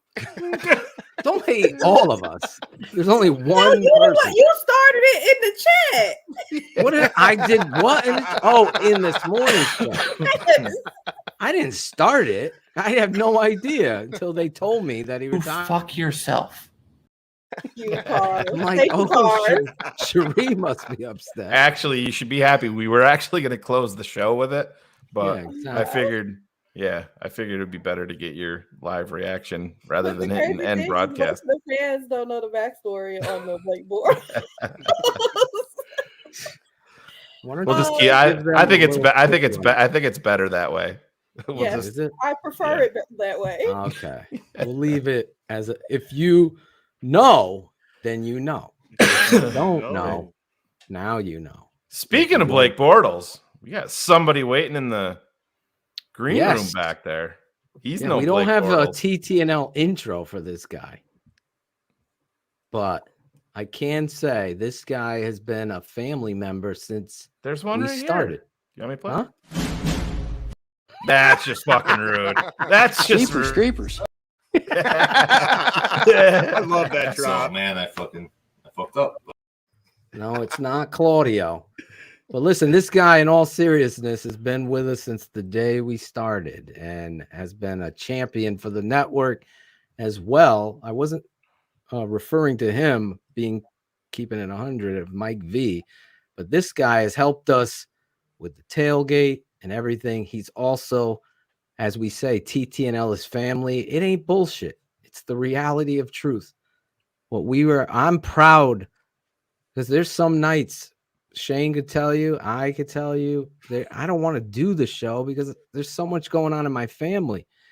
I was in the pouring rain coaching flag tonight. It started pouring. I'm freezing. I get home, shower, hustle, get here. Anyway, there's some nights, but you fans, like the real ones, the guy, at the end of the day, I'm going to fucking swear and you understand it, Gary. I'm going to be emotional. I'm going to have passion and pride for this. Gary, where are you?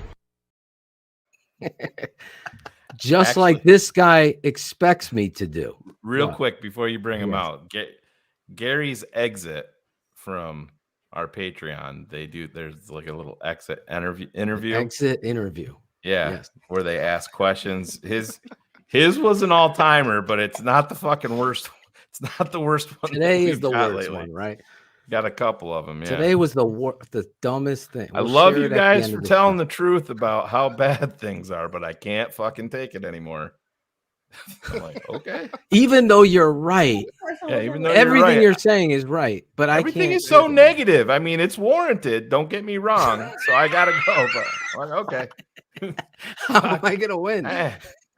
Fucking Cole Kmet is awesome. You fucking. Oh, Jesus. Oh, Let's God. bring him out. Bring him out. Bring him out. Our guy. He's battled cancer. He's battled Packer fans for years. He's battled traffic to get to Soldier Field. And he's also battled with us each and every week. Here he is. Sammy the Bull is back. What's up, There he is. fellas? What's up, everybody? Cherie, How how you you doing? guys doing? Doing Good to great. see you, man. What's up, Good Sammy? to see you guys. Hey, what's Great up, to Ivan? see you. Great I'm to glad see to you. glad to be back on. I appreciate all of you, and obviously, and everyone out there. So it's good. Well, we're ready to have you back. Obviously, we're coming to Detroit, the Bears versus Lions game, and we got to make sure you're there with us.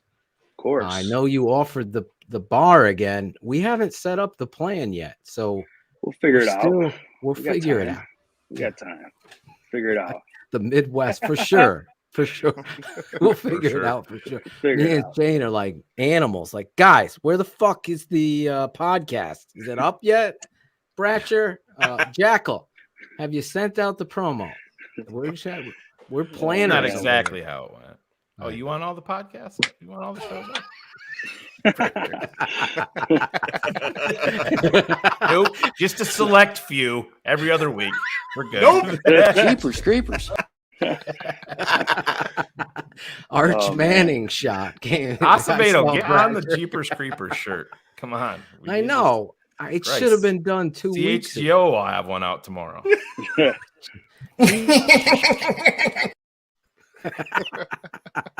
That was a well-timed, Love that weird drop. But how are you feeling, Sammy? I'm doing good. I'm doing good, guys. You know, it was a little scare there, and you know, you got to go overcome those things, those obstacles that come in life, and the best thing you do is stay positive and have good people around you and your family and your close friends and everyone on the TTNL Network. You know, the 100 crew. You know, a lot of you guys reached out to me, and it meant a lot. You know, it was just a weird timing how everything kind of went, and I went in a week before I was supposed to get checked out for myself. I usually go every year, and I was having shoulder pains and chest pains, and went in, and doctors like, just go to the emergency room, and did everything they asked me to do. I was there for a long time, and they came back and said, you know, you got some issues kind of going on, and it's unexpected. So had to go through the whole process, and you know, it wasn't easy, but you know, just staying positive and keeping everybody around me that's positive with me, and my family and friends and everyone else here in the network. A lot of you guys again reached out to me, and it meant the world. Everything meant the world to me, and you appreciate what you have when you go through challenges and tribulations in life.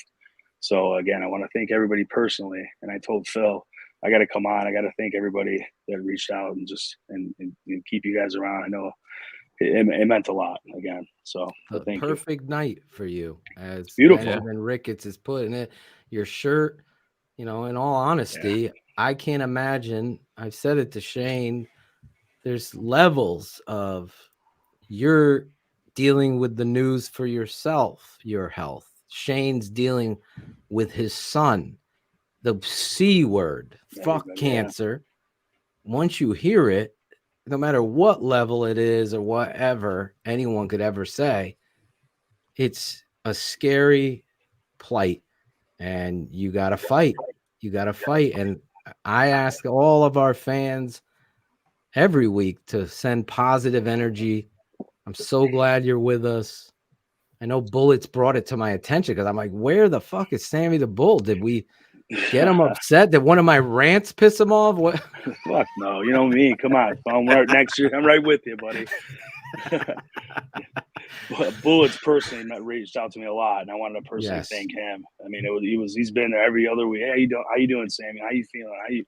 What's going on? You know, Shane, everybody. It was awesome. Ambassador of the network. It was great. It was great. 100%. Great to see, man. Sammy, I think Bullets could have won the Civil War by himself. Sammy, I hope you're having a good day. This is Bullets. Holy shit. Have you heard about JFK down in Dealey Plaza? The story is so fucked up. It's crazy. But Sammy, you talking about it, and I think it's important that people realize, because moving forward, I mean, sometimes life sucks and shit comes up when you least expect it, but you're speaking the truth there, and I've lived it with my son.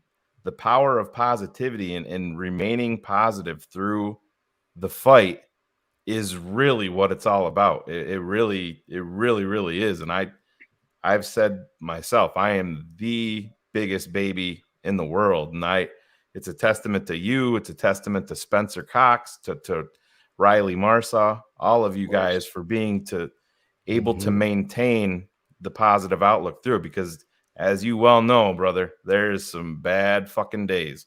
Oh yeah. You know, some that I haven't even shared with all of you guys here that I went through with my son. There's good days and then there's really, really bad days. But you know what?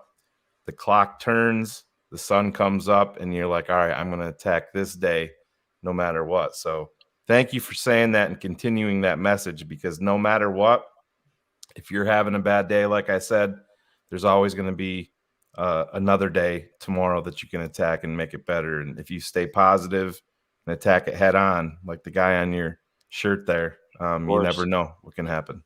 So thank you. Definitely. No, thank you, Shane. It was challenging, but it really made you question you as a person. Like, what kind of person have you been? You know, and those things kind of happen. You know, I think that's just nature of being a human being and being a good person as much as you can be. You know, so. But everything works out for the best, and just pray to God, and hopefully you'll land on your feet and get the shit done. Yeah. In the open, Len talked, and I asked fans, and Shane asked fans, and we talked about it on the show. Like, what does TTNL mean to you? And fans stepped up beyond whatever I thought. Some people wrote, and I'm like, did you not hear this? You gotta shoot a video. But their words meant just as much. But Len was talking about it like, pay attention, because TTNL is the only show that actually embraces that. Like, I embrace the suck. So does Shane. I tell Shane sometimes, you just gotta let these guys go. And he has I'm surprised, because normally it's me. He has a harder time letting go of some of the troll blog, the bullshit. But for me, I think I've gotten to a point, and I hope, I'm knocking on wood, Sammy, people like you and everybody that's fighting the good fight, whether it be mental health, medication, childbirth, loss of a spouse, alcohol, betting, gambling, whatever it is you're dealing with, nobody's struggle is worse than your own, because at the end of the day, you have the steering wheel of your life. So if this show has saved lives, which I know it has, because I've been fortunate enough to hear and be shocked at how much this show and this network means to people, I feel as though I have a positive, as negative as I could be about the truth, because that's what's getting me fired up. The truth. The Bears offensive line sucks. I'm not going to pretty up clunky Cole Kmet. It's another song.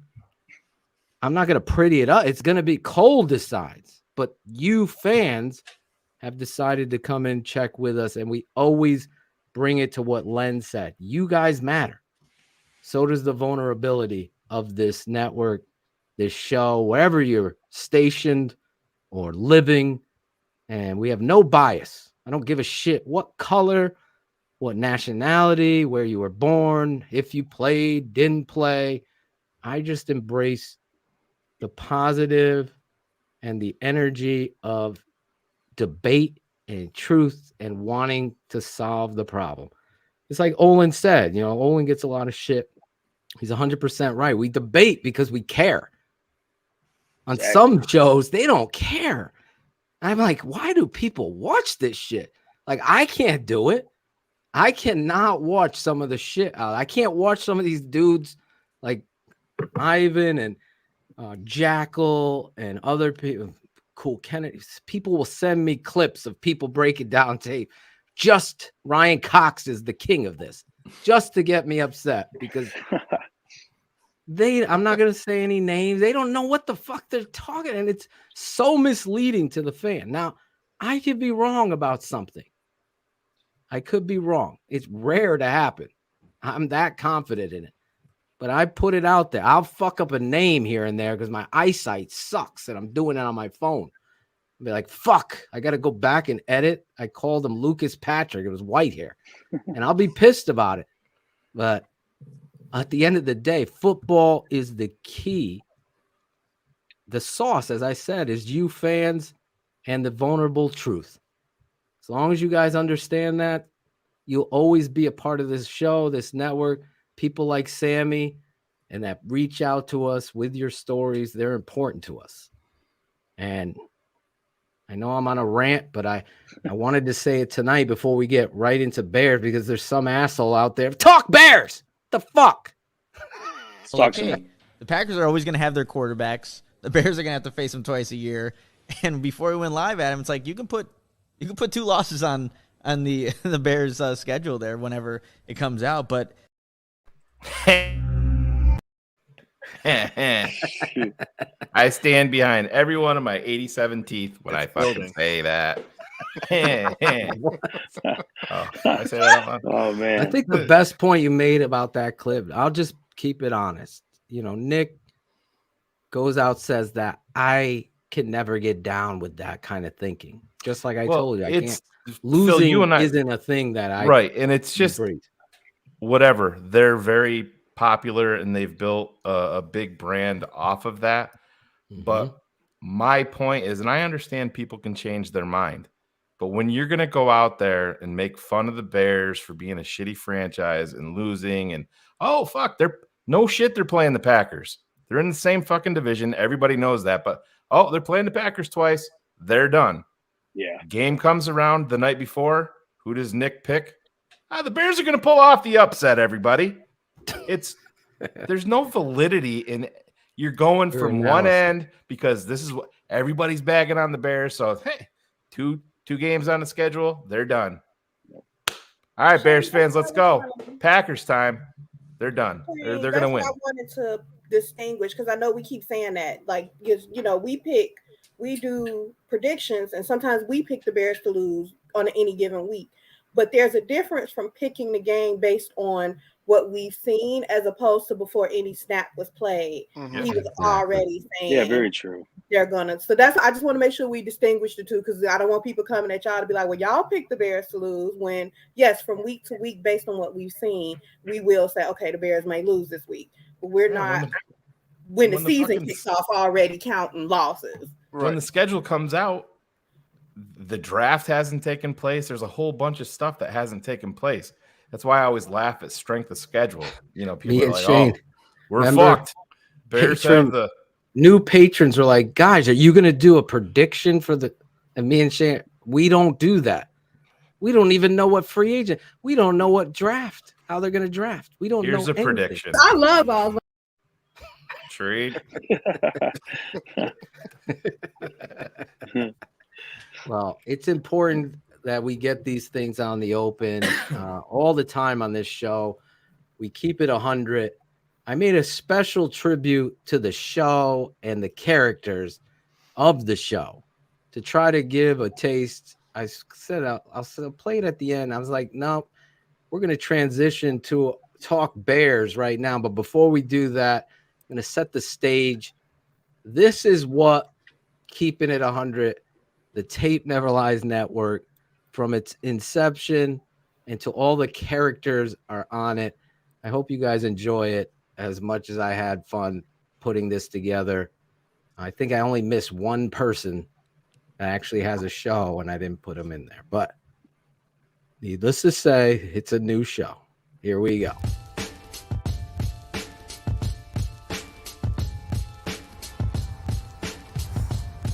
The tape never lies.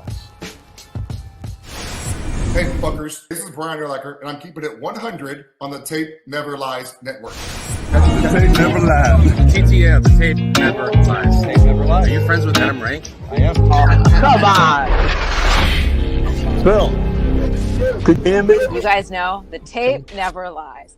Give me some name. Come on, Shane. Tape Never Lies Network, man. Tape Never Lies Network. Maybe tune in. I'm a born American boy. Born in this land. I tell you what, man. Preston Abner. I tell you what, man. You'd be better in the open field. That's all I said. Brenton Gill's the fucking new punt god. I'm fucking love it. I love it. I grew a goatee because the only way people knew that I had actually gone through puberty is his hair either had to be here or here, and that was it.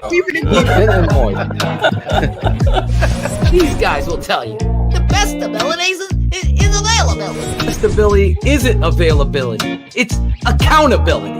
You fucking nerd fucks. There you go. Yep, I like it. Fuck yourself.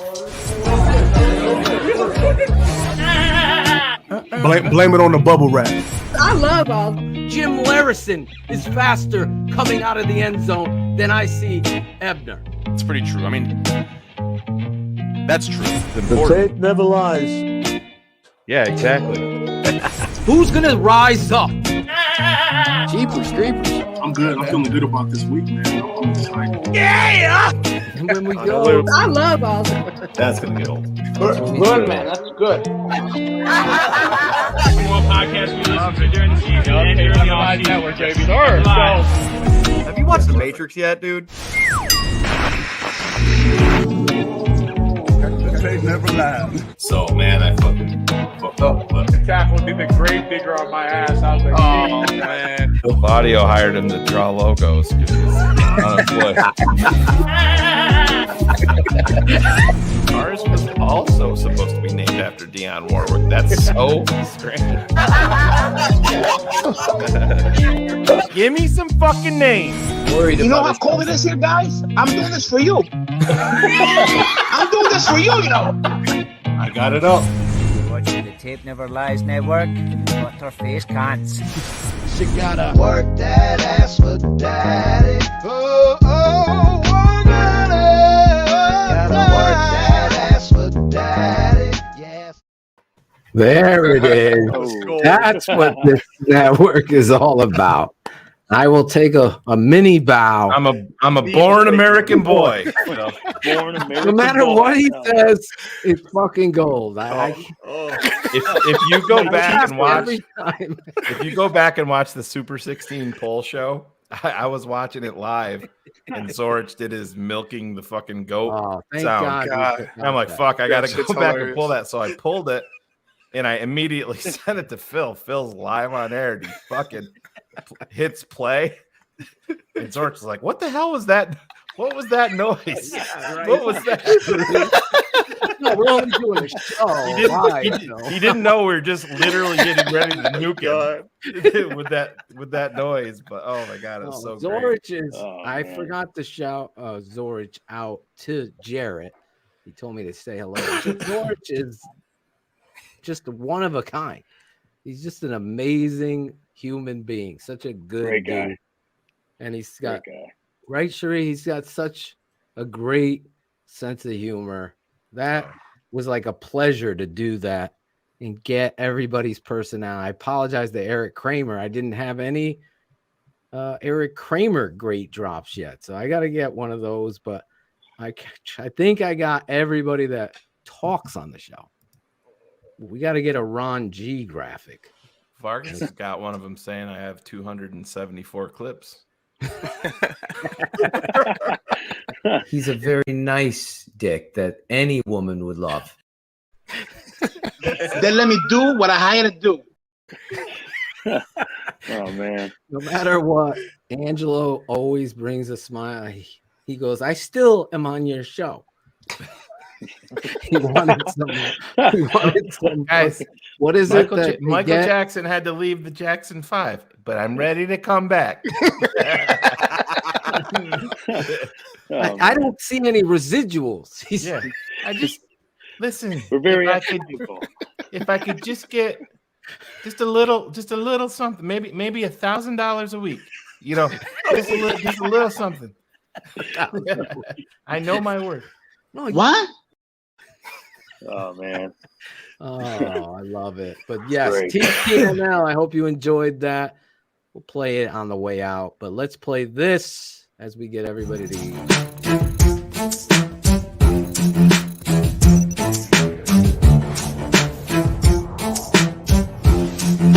Philatosion, Shane Marshall.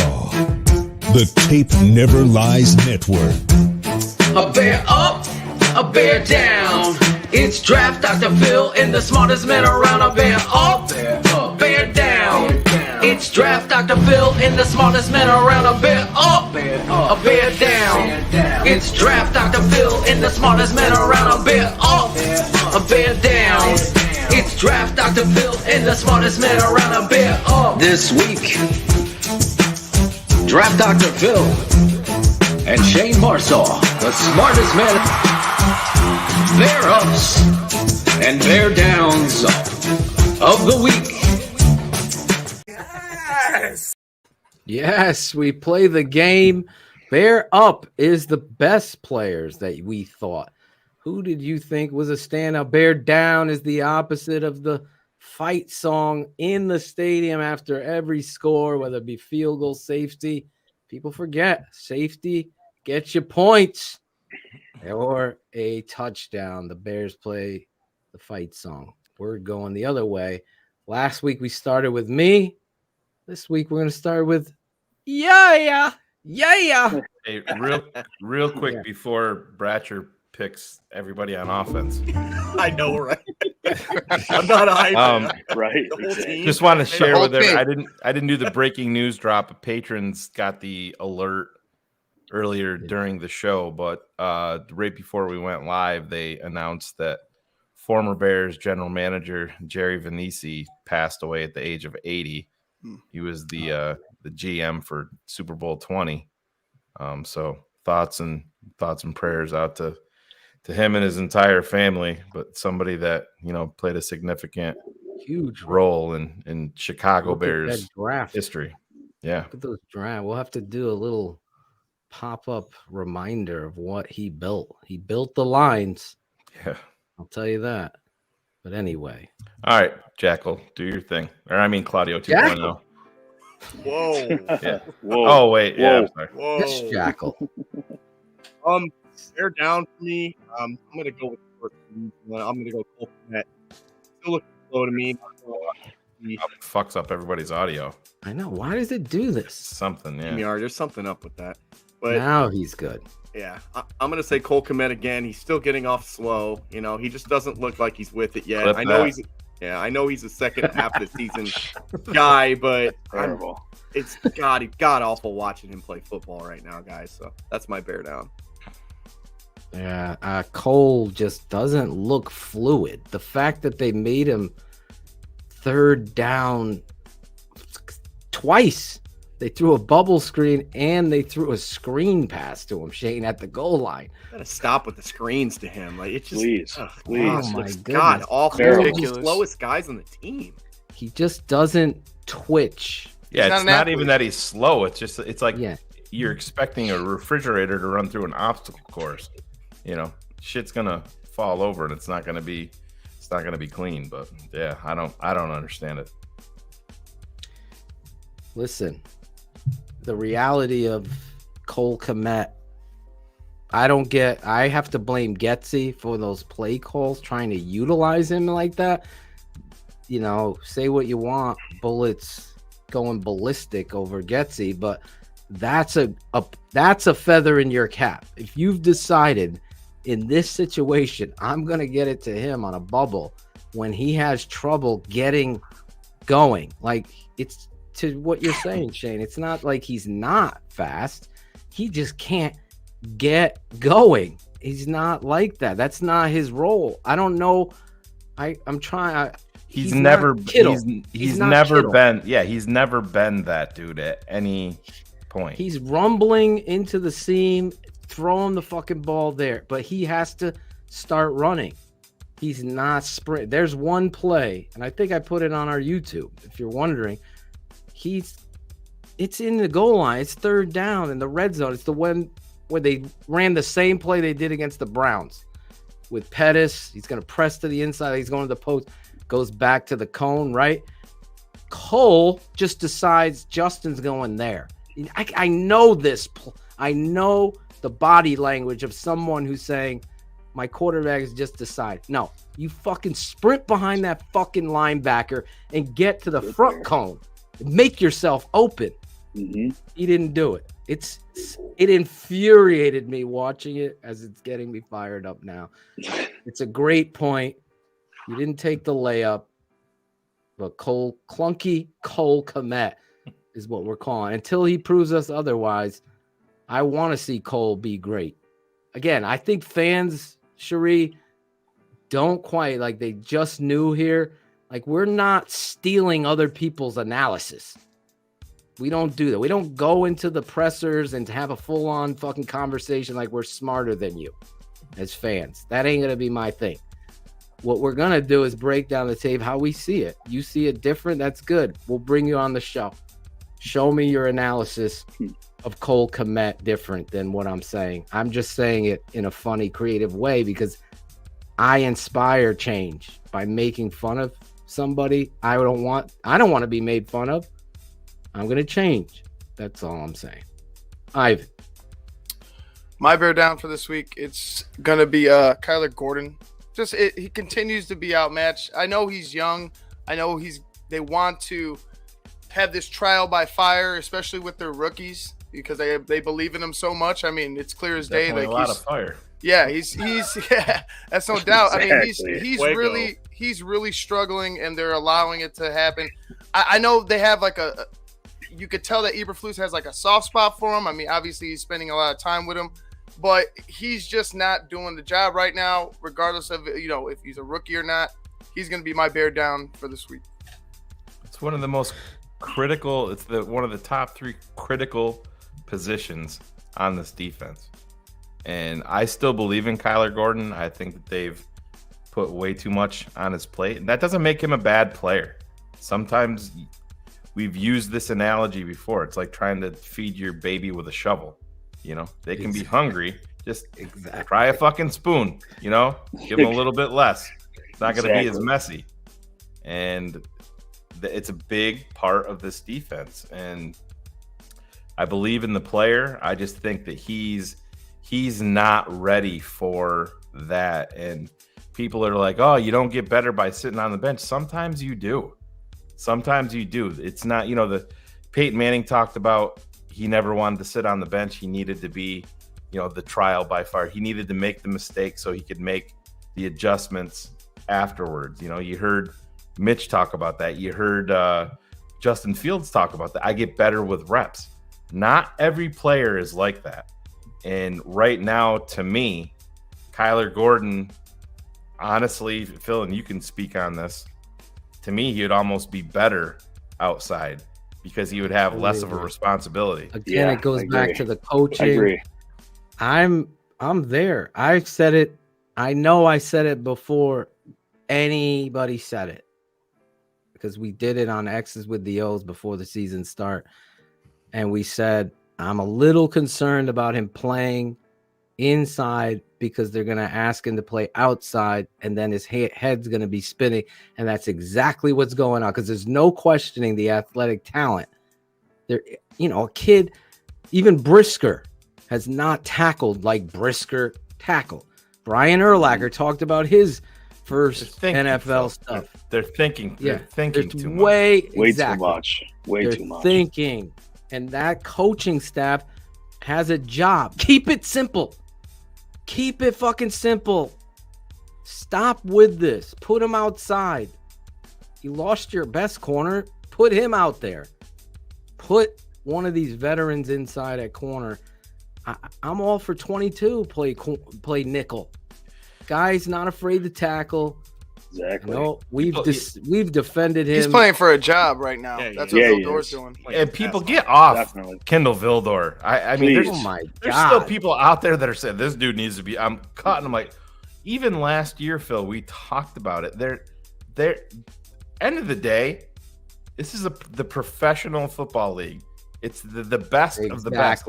People are going to make plays against you. Corners are going to get beat. That's why you have to have the next play mentality. Dion got beat by Tom Waddle. Kendall Vildor, I mean, he's going to be a part of my team if I have anything to do with it. Very happy with Kendall Vildor. Is he perfect? No, absolutely not. But he's a good fit in this. everybody was talking about Thomas Graham, and I thought Thomas Graham was going to be a very good fit in this defense moving forward. It sounds like Thomas Graham didn't want to put in the work, away from the football field that it takes to be a professional football player. But man, gives Kindle Vildor some goddamn respect, because he deserves it. The kid isn't perfect, but I like where his arrow is pointed. I totally agree with it. If you want to keep Vildor out there, my number 2 would be moving Houston Carson, the veteran, have him play the nickel position just alone. On his veteran savviness is going to put him in the position to make plays for you. Eddie Jackson has bought in. He's playing good football, better than I ever thought. Total props to Eddie. Somebody on this panel told you that's very familiar with that guy that he needs to be coached hard. He needs to be held accountable. He needs to say, if you don't fucking play and if you don't do what I tell you to do, then you're not going to fucking play. It's the NFL. He was that way at Alabama. He was a fucking captain. Nick Lawrence Saban said, Taylor. Tell you right now, if you're not going to tackle, you're out. Come on over here, big guy. You're going to sit down. Exactly. And he did it. He didn't tackle, and Saban benched his ass. Unfortunately, he came back, blew up in the game, played great, and then he broke his leg, cost him a lot of money in the fucking draft. But no, props to him. But I don't want to steal people's players, so go ahead. I don't know who's bashing the D. I'm trying to figure this out, Casey. I haven't been there yet, but I will. So buckle your seatbelt. Exactly. How much play action we have to miss until we can't bash you? My God. Mr. Sammy the Bull, your bear down. My bear down this week, guys, is Luke Getsy, man. Nice. He's fucking killing me. I feel like I'm watching Matt Nagy out there with his offense at times. I'm like, come on, we got to figure it out. Just going a simple example is when they had Fields in the shotgun on the goal line. We all know that. We all replayed that play over and over. Like, what are we doing there? Again, Komet, making him on those screens. I mean, that doesn't work right now. Like, the kid's not moving, so we got to figure something out. And rotating the offensive line. I don't know why they're doing that. Oh my God! Right now, Tevin Jenkins is a fucking beast. He's a beast. We got to keep him on the line. If you don't want him, if you need to play Patrick, well then fine. Now Patrick's obviously has to play now that Whitehead's out, but there's a lot of holes and issues on that offense, and they're all pointing the finger at Fields. Yeah, I get it. Fields has to do his part. The offensive line has to do their fucking part, but Getsy's got to do his part. I mean, he's not making these plays. He's not putting the plays in right for the right personnel. There's a lot of issues there. So my bear down is our offensive coordinator, Luke Getsy. Cherie. So I am going to pick Blake Bortles. Go ahead. Who's it gonna be?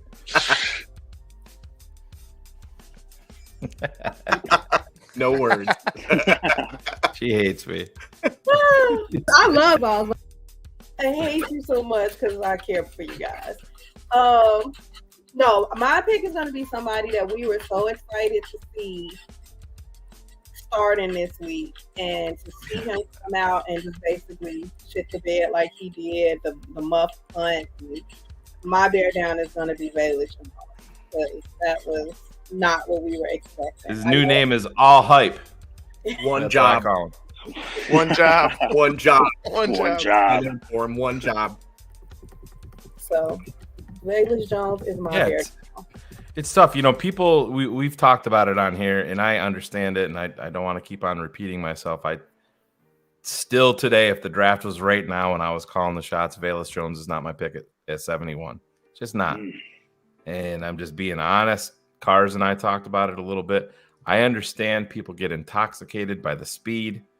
But listen, bro, if you're going to be out there returning kicks, I mean, Ebner needs to be removed from that role. I think Ebner needs to get healthy. He's shown me that he can be explosive when he's healthy. I don't think he's healthy right now with his ankle. But Velus Jones, the biggest thing that you're known for right now is missing time and being slow to recover from your your hamstring injury and whatever. I'm not even going to hold that against him.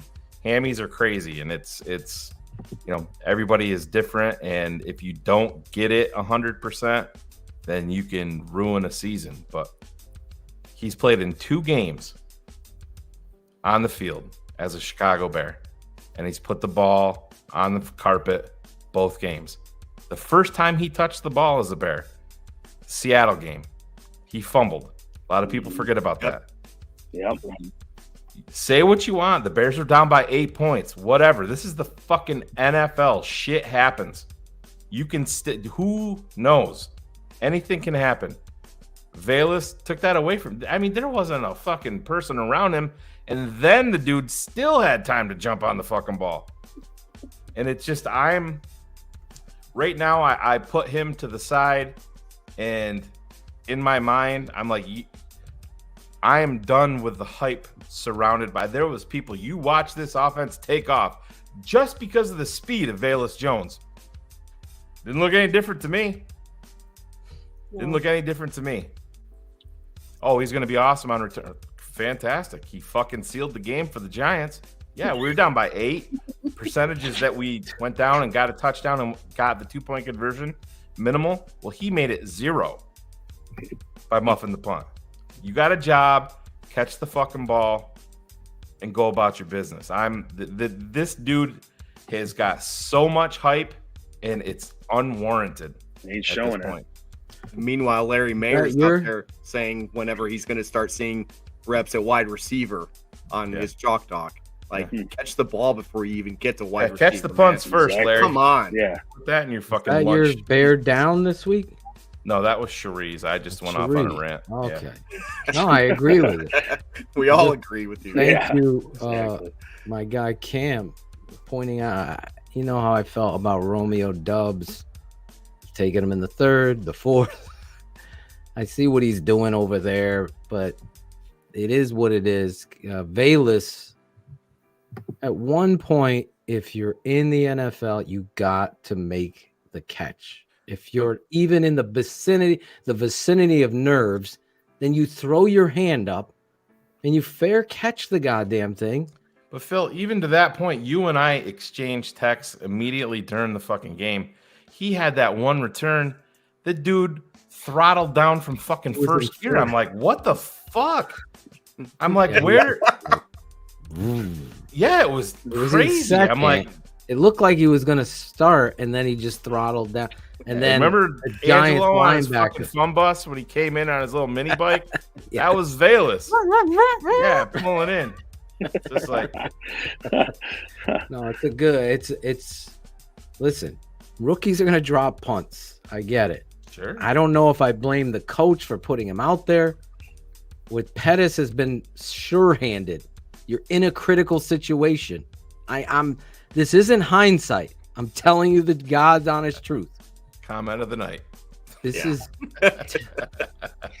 starting that one. I've started a few tonight. We're gonna do some job. Phil Latoshin as head coach. I'm maniacal. I'm in every situation. I'm not putting Velus in that situation. My gut would have said, rookie, I need just to catch this and give our offense a shot. Pettis is going to catch it. Again, doesn't take away the fact that fucking Velus dropped it. You find out who your guys are, but to do these hype machines when he's done 0. Again, Ivan, you and Bratcher were at camp. We weren't. That's all you've ever seen is him at camp. Yep. To Shane's point, Seattle, he fumbled the ball. Here he's fumbled. So Velus has a lot to prove. He looks very green. It just looks like he's still kind of processing, hey, I'm in the NFL, especially back there during kicks. Just take him aside like you guys have been saying and let him learn on the sideline for now. I don't know about offensive snaps whatsoever. I agree, Brian Chang. I feel like there's a lot of politics involved, but I'm going to get into that later in regards to Ryan Poles with these draft selections playing, especially when it comes to the left tackle. Like, at some point, people are like, Phil, you really believe he's I feel like this is we're gonna play him there because we want the future to be him. That's not how you win. And I'm telling you right now, losing has never created a culture of winning. Winning does. You got to do whatever's best for that number one to be protected, and they have not done that. But anyway, that takes me to my. It makes my weeks go better when I'm they. surprised no one took my Bear down. Well, I haven't went yet, so maybe. Well, you're last Yeah, because I it's know. going in the rotation. I'm Go taking ahead. my guy. My guy is simply put Sam Mustafied Mustafa. He's terrible. He He's absolutely is terrible. having. Yeah, but you know how much money he makes, Phil? I mean, I'm sorry. You gotta make these protection calls. And when Olin was on, he did mention something like they're asking the quarterback to make the calls. And I don't know. I'm gonna trust Olin there because if that's the case, then they're not making the right calls no matter what, because these things are simple, as Jarrett said. You gotta pick up. They're slide protecting on one play to the right. What are you doing? There's no one against the Packers. 97 is there. You slide that way with a 4-man front. Your knowledge of the game should be he's the most threatening, not the kid from Northwestern. 94, whatever his name is. You got to slide. He doesn't do that. In this game, Clemson. Toss. What's that? Lauren, did you say Northwestern? No, I'm talking about in the Packers game. I was talking going back. They got the kid from Northwestern. You and I were talking about number 94 today. Yeah. 90. Whoever, both of those defensive tackles ate Sam Mustafa potatoes. It was just every goddamn play. And there's a couple plays Sam did a good job, but that should not be your goal. It shouldn't be your goal. When you're in a jam, your center has to be the man. Your center has to be the man. So just to clear what I was saying, against the Packers, Kenny Clark is there. Know where he is. Against the Giants, it's about where the strength of the defense is. For the patrons, I put up, and I put it up today for you guys on our YouTube channel. You could see just in alignment, our defense isn't lining up correctly. Same thing with the offensive line. If you're getting a mug look with two backers in a gap, there has to be a communication of who is doing what. The running back has to know, and the defensive tackle has to know. They ran this same fucking stunt 3 times. They got home 3 times. That's inacceptable, inexcusable on this level, and it boils down to the center.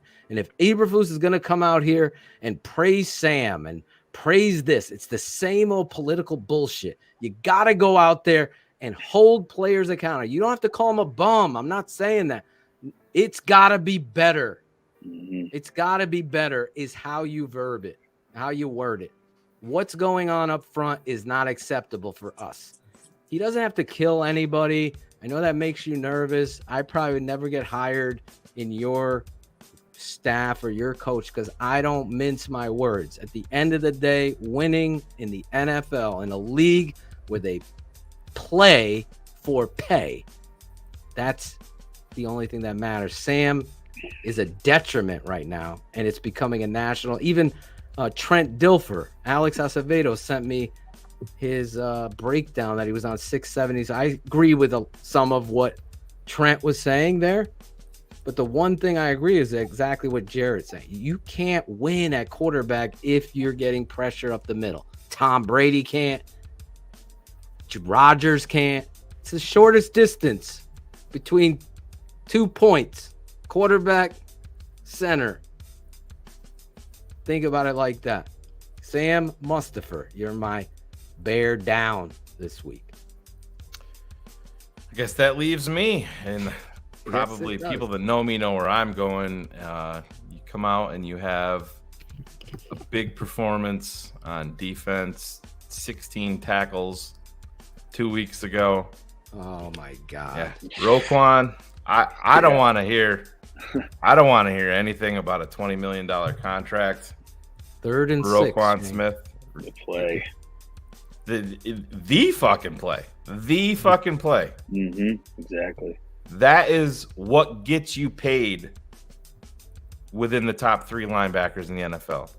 And what makes it worse for me, and I understand, I love a player with confidence. You got to believe in yourself. But when you're going to come out pregame and anoint your fucking self as the premier linebacker in the NFL in a pregame interview, and then you go out and get fucking okey-doked by the backup quarterback, Tyrod Taylor. Tyrod Taylor. I don't want to hear it. Listen, Roquan Smith is a very good player. I understand it. I still maintain he is not in shape where he should be. And you can talk about the coaching staff. If he's not where he needs to be, then you got to hold. I don't give a shit what your name is, what your contract is. You got to hold guys accountable. And when you talk about Daniel Jones fucking rolling out every single fucking time, and when you're saying to me, Roquan Smith is a fucking leader. He's a leader. The Bears need to pay him whatever he fucking wants. Go fucking lead. When you're not in shape, you're not the leader of any fucking football team that I'm going to be a part of or running. It tells me exactly what I need to know about you, Roquan Smith. There can't be a 16 tackle game followed up by a fucking stinker like that. If you're going to be paid premium dollars at a non-premium position. And I understand the will linebacker in this defense is big. I don't know, man. $20 million, $15 million. I can't do it right now. I can't. And I understand it's a loss, and you want to build this team the right way.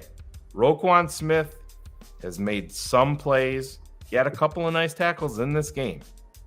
Not doing enough for me. And that has been who he has been overall in his career. So Roquan Smith, you're my bear down. And he should be a pillar piece each and every single week on this football team.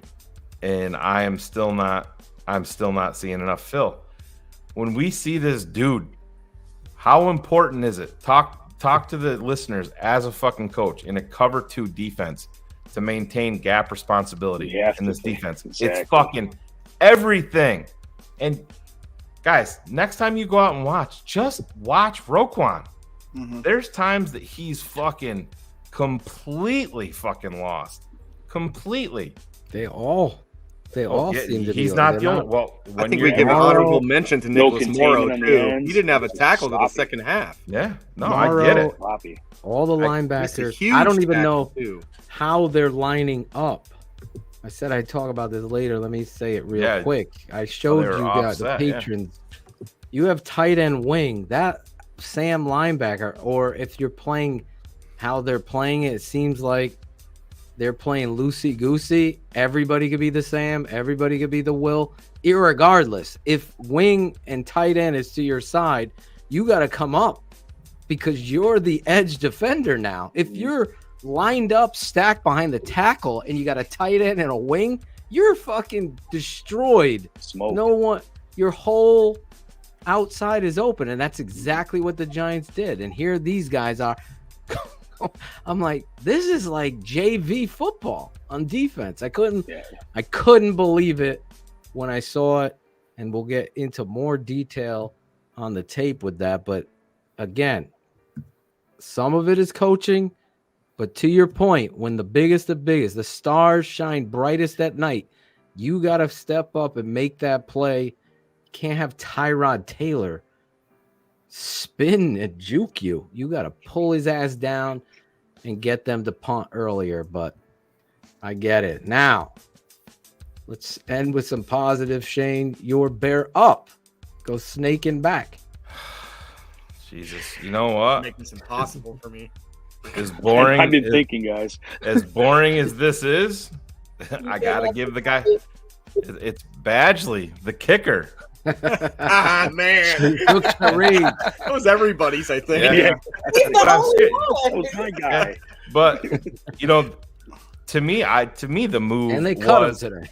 Yeah, no, he got cut. But to me, the move is to put him on your practice squad. Yeah. Cairo has been a guy that has shown a history of having hamstring problems. That's a guy that I would keep around. I mean, for him, 24 hours before coming in, the elements in Jersey, it wasn't, 80 and sunny out. So that's a testament to the kid. I think that there's some talent there. So I want to give him some props coming. 4 field goals. Used to be money. Yeah. So he could you could be regretting this. This is a first GM move. Yeah. Former co-worker Ryan Badgley was trying to get that Badgley jersey. He said at number 10. At the All game. he has to do is take his old Mitch Trubisky jersey, just put his own name on it. Good, Badgley. Oh, you can put benched on that too. Sorry, Mitch lovers. Mitchie. Come on. Did you know that Mitch Trubisky got benched on October? What was it? The Lions signed him. Second. Yeah. I know where you're going. Second. Yeah, October 2nd, 2022. And Mike Glennon got benched by the Chicago Bears on October 2nd, 2017. Jeepers creepers. Yeah, Can we tell me, check Brett. on the Badgley signing with the Lions? Is this a true? Oh, did he? That would hurt. Anyway, my bear up. I'm going to not take the layup in Alabama. I'm going to go to Oklahoma State and praise Big Tevin Jenkins. I don't care. I don't do anything but watch the tape. I watched the game. In the game, I'm saying, holy fuck. Watching the tape, I'm like, oh, okay. This kid has so much to give an offense that needs it. And to rotate, I don't get it at all. Doesn't make sense. Doesn't make zero sense. I understand buying in. You need to do better because that kid. What are you going to do if they come out and rotate this weekend? I would just die. I'm going to have a heart Oh my attack, God. honestly, I'd be Shane. like, I can't handle what it. are you doing? Like, there is Can't one handle play. He hits Stupid. Real quick, Badgley was signed to the Lions practice squad today. So that would have been my move in still a good Chicago move. with the expanded practice squads. I would have kept them around. I would have kept him there too. Me too. It's a dumb first miss by Poles. Let me write it down. No, but Tevin Jenkins on a screen, I show you. He gets out, he gets the linebacker, then he goes over, he gets another guy. Then when Justin scrambles, he put a giant out of the game. And Justin takes a shot. He comes over fucking just I'm just like, Ryan Poles, you came here talking about wanting guys like that. You have him there. How you're politicizing your left tackle position when you got an answer there is beyond me. Again, you put him at guard. I've said this story and I'll probably be saying it 100 more times, but I'll try to say this the last time. Kyle Long, they put at left guard, and I still have people, well, he was a great left guard, all pro. Yeah, he could have been a Hall of Fame left tackle. No, how do you? I know. This is what I do. This kid here, you're looking at a talent at guard. When do people pay attention to guards? Oh, Big Tev. He's pushing some fucking Packer all the way into the fucking bench. He took giant player. He took 97 who Sam Mustafied couldn't fucking hand. He took him and drove his ass all the way down the line of scrimmage. The things that he could do just drives me insane. So anyway, I got to give him some love. Tevin Jenkins, you are my bear up this week. Number 76. Cherie. So, because there's not a lot to choose from, I am going on the opposite trend I was going last season. And for 2 weeks in a row, my bear up is going to be the resurgence of. There you go. He is. He's been the only player that's really bought. Like, we've seen the buy-in to the new culture, and you see it on the field. He's getting after the ball. He's making a play. So, and it really looked like he was the only one on defense that wasn't completely confused. So, for me, Eddie Jackson is my bear up. There you go. I love it. That would have been my other choice. I left it to you, but he has been playing well. We put a microscope on him against the Texans. He comes filling in the alley on a screenplay. I mean, I don't know many safeties that could do that. What he did on that one play is just, and then of course you obviously saw the interception that Shane basically called a great punt. It was. That was my number one worry. As soon as it happened, I'm like, that's the best fucking punt that they've had all day. I had zero confidence that the Bears offense was going to do anything there. Where did he get it? Was it out at the 4? Yeah. But what a catch. And it could have been fucking totally deleted. Go watch Kyler Gordon on that play. How the fuck they didn't flag the kid is beyond me. Oh man, he's struggling, man. Oh. All right. Eddie Jackson. Her bear up. Mr. Sammy the Bull. Yeah, it's tough. I've been sitting here trying to think who should I pick. I don't know. I really don't have a bear up. Maybe Valdor. I mean, maybe. But you know what? I'm going to go off kilter, and I'm going to give a bear up. You know, he wasn't a bear, but his father was Jarrett Payton coming on your show. Him as a person. Sam, you're rewriting the rule books. I got to change it up, man. I don't really have a bear up right now. But yeah, he's a great guy. I've had the chance to know him a long time, and we played against each other in high school, and I had a chance to meet his father multiple times, and he's always been a stand-up guy. And after our college years, him and I still stayed connected and talked, and he's always been a friend to me, and he's a great dude, and his family is awesome. So he is my bear up for being on your show, I guess. So changing it up, guys. Look at you cheating the system, but we're gonna allow it. I had to change it up. I saw Alex Sims. I will say, listen, when you're right about tape and your gut, that's why I know I was right about David Montgomery. I was right about Hufanga. I'll be wrong, but when you see on the tape a natural football player, you got to get those guys. Hufanga has you're seeing what it is that you see. So I appreciate you pointing that out. I always laugh when people change their narratives. But anyway, Shane called it the parrot syndrome. It's like someone hears what we've been saying and then they say it, whether it be on their social media or whatever, and oh yeah, I said it too. Yeah, you did a lot of film study watching us break it down. Good job.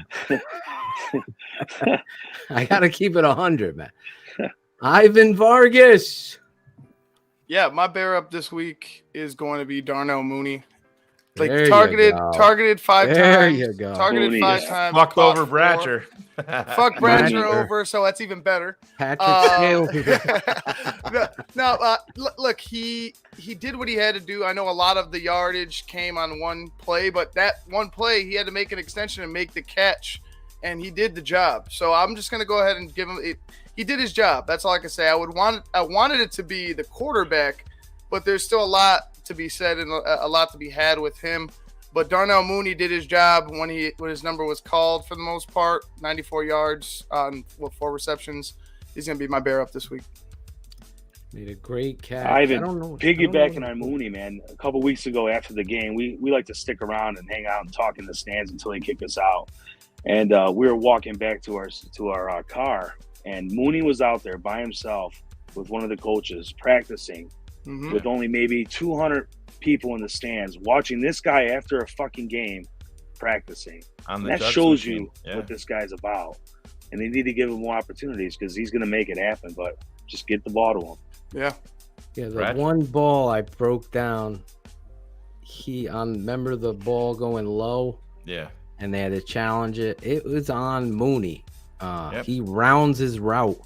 He's got to come straight back. The quarterback anticipating is one of Justin's first anticipation throws that I'm looking at. And it's unfortunate that ball ends up being dropped. I mean, he almost dug it out of there, but I as a receiver myself, I'm putting it on him. But everything else you're saying, I didn't know why he kind of bent his route. Mm-hmm. And it's funny that coach calls out Mooney.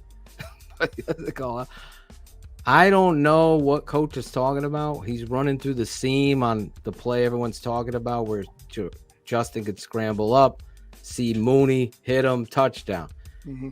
I don't know the call. Again, I'm not doing their offense, but he's wide open. That's got to be seen. Other things that are critical of Justin, I'm not on board with. I felt like people are a little too hard on Justin for some of the things, but there's some things that I point out that I think I'm very honest and fair to the quarterback in the situation. Mooney's getting there. Breaking news. The Tape Never Lies Network. Breaking news. Little TTNL history has been made tonight. Uh-oh. Bear Up, Bear Down is turned into the longest fucking segment ever on any fucking show. At the 48-minute mark. Are we? I have no idea, but Bratcher's left with Keanu Reeves, I think, at this point. Go ahead, Arch Manning. Did you see what he did to that 8th grader, Phil? It was so fucking great. You can't go wrong with a Manning. I kicked my bucket. Started with my name on it. I kicked it right across the fucking bar. I saw him. Oh, man. Who do you got? Who do you got? Obviously, Ivan took mine. I thought I might be able to get it in, but couldn't. Yes, that's a drop. But I'm gonna go with Tony Metlin. Oh, we took it away. Tony Metlin, the equipment manager. Logan took my other one. Did a great job. Brought everybody helmets. Everybody was happy. Everybody got what they needed. That's it. That's it. Unless that dragon was fucking a goat. Who the fuck else is there? I mean, it's bad, man. It's bad. Anytime you're Gary, where are you? If you're taking from Logan, you're losing. I was actually picking him anyway. I was gonna pick him second. So. What do you think? Take fucking Herbert. I'm not taking Herbert. The dude can't block a fucking anything. Oh my God, God. He can't take Herbert. When he had one catch, I think it's 77 yards. Guess what? You ain't a start. I don't think he ran bad. No, he didn't run bad. Great, but you though. can't be a starting running back. You can't be a starting running back in the NFL if you can't fucking block at all. You gotta block. It's just Olay square blocks, your man. ass. It's Olays. Yeah, square yourself and just get in there. He's just not doing it. But Olitz just texted me and he picked Robert Green for his Bear Up. 1999. Oh man. Oh my God. Yeah, Blazing Game would have been a great times, man. Hey, that's your HL totally butchered the spelling, but we'll go with it. We know what he's talking about. Blazing. Where's Claudio, the barber? Where's he blazing at? I don't give a fuck that he smokes weed. They all smoke weed. Smoke weed every day. There it is. It's come to that time of the show. We predict. I mean, if I'm going to root for a team, I want to give it all I got. Next play. Pass. There was no rhyme or reason. Drove down the field. Mr. Montgomery breaks a huge run. If he scores on the run, you don't got to worry. But you do got to worry because he gets tackled at the freaking 15. There was no rhyme or Next play. Shotgun.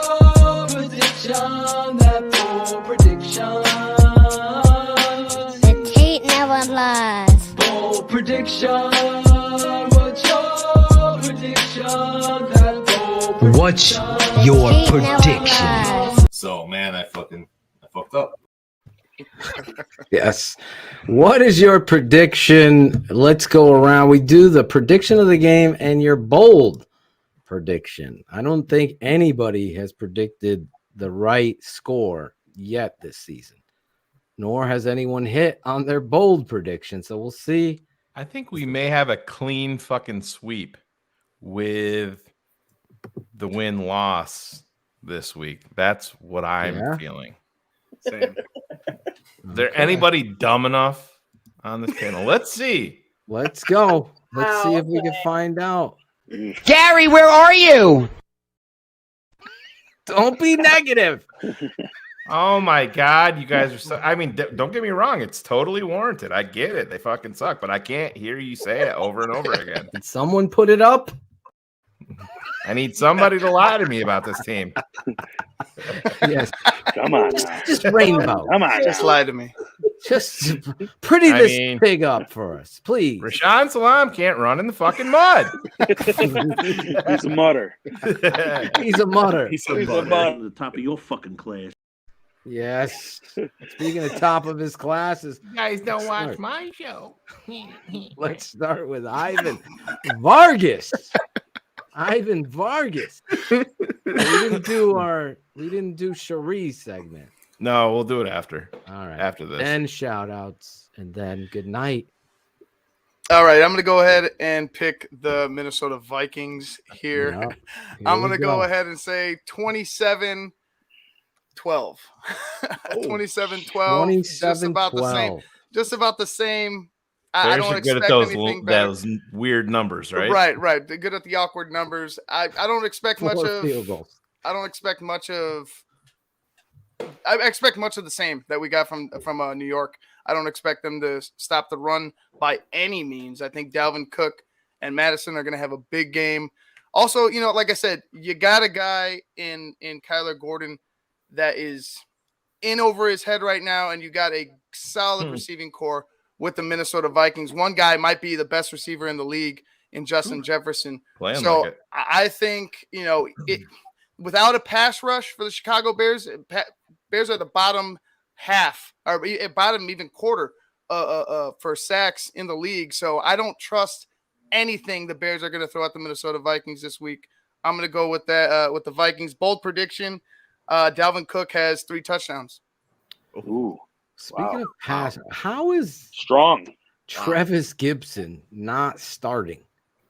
I don't know. I mean, explain that. I was the one that brought up Q Muhammad in the offseason just because I thought that he would be a fit here. But, I mean, he continues to bite and not contain every fucking down. I don't get it. I don't know if it's the Mark Anderson syndrome. Remember, Lovey ended up throwing him out there, just assumed after 12 and a half as a rookie that he was going to ascend. And I mean, Alex Brown to this day is still pissed off about that. I don't know if they think if they expand his role that it's going to take away, but I mean, you got to do something and see what goes on because whatever they're doing ain't working.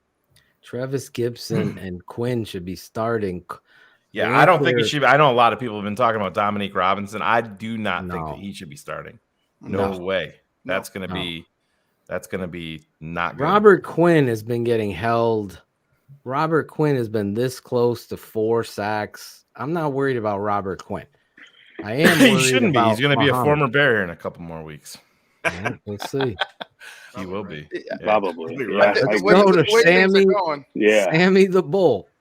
Well, it's still ugly for me. Minnesota, they're going to be my pick this week.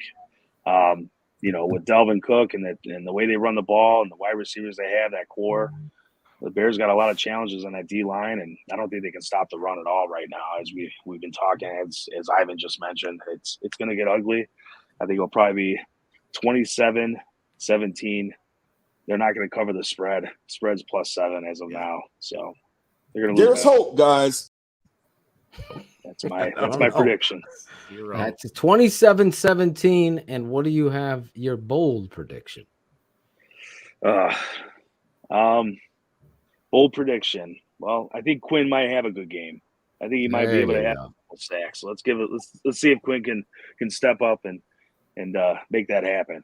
I know. We'll see what Roquan Swift does. I don't. Nope. We'll see. Nope is right. So there you go. Cherie. Prediction. Oh boy. The Bears. No, I'm just playing.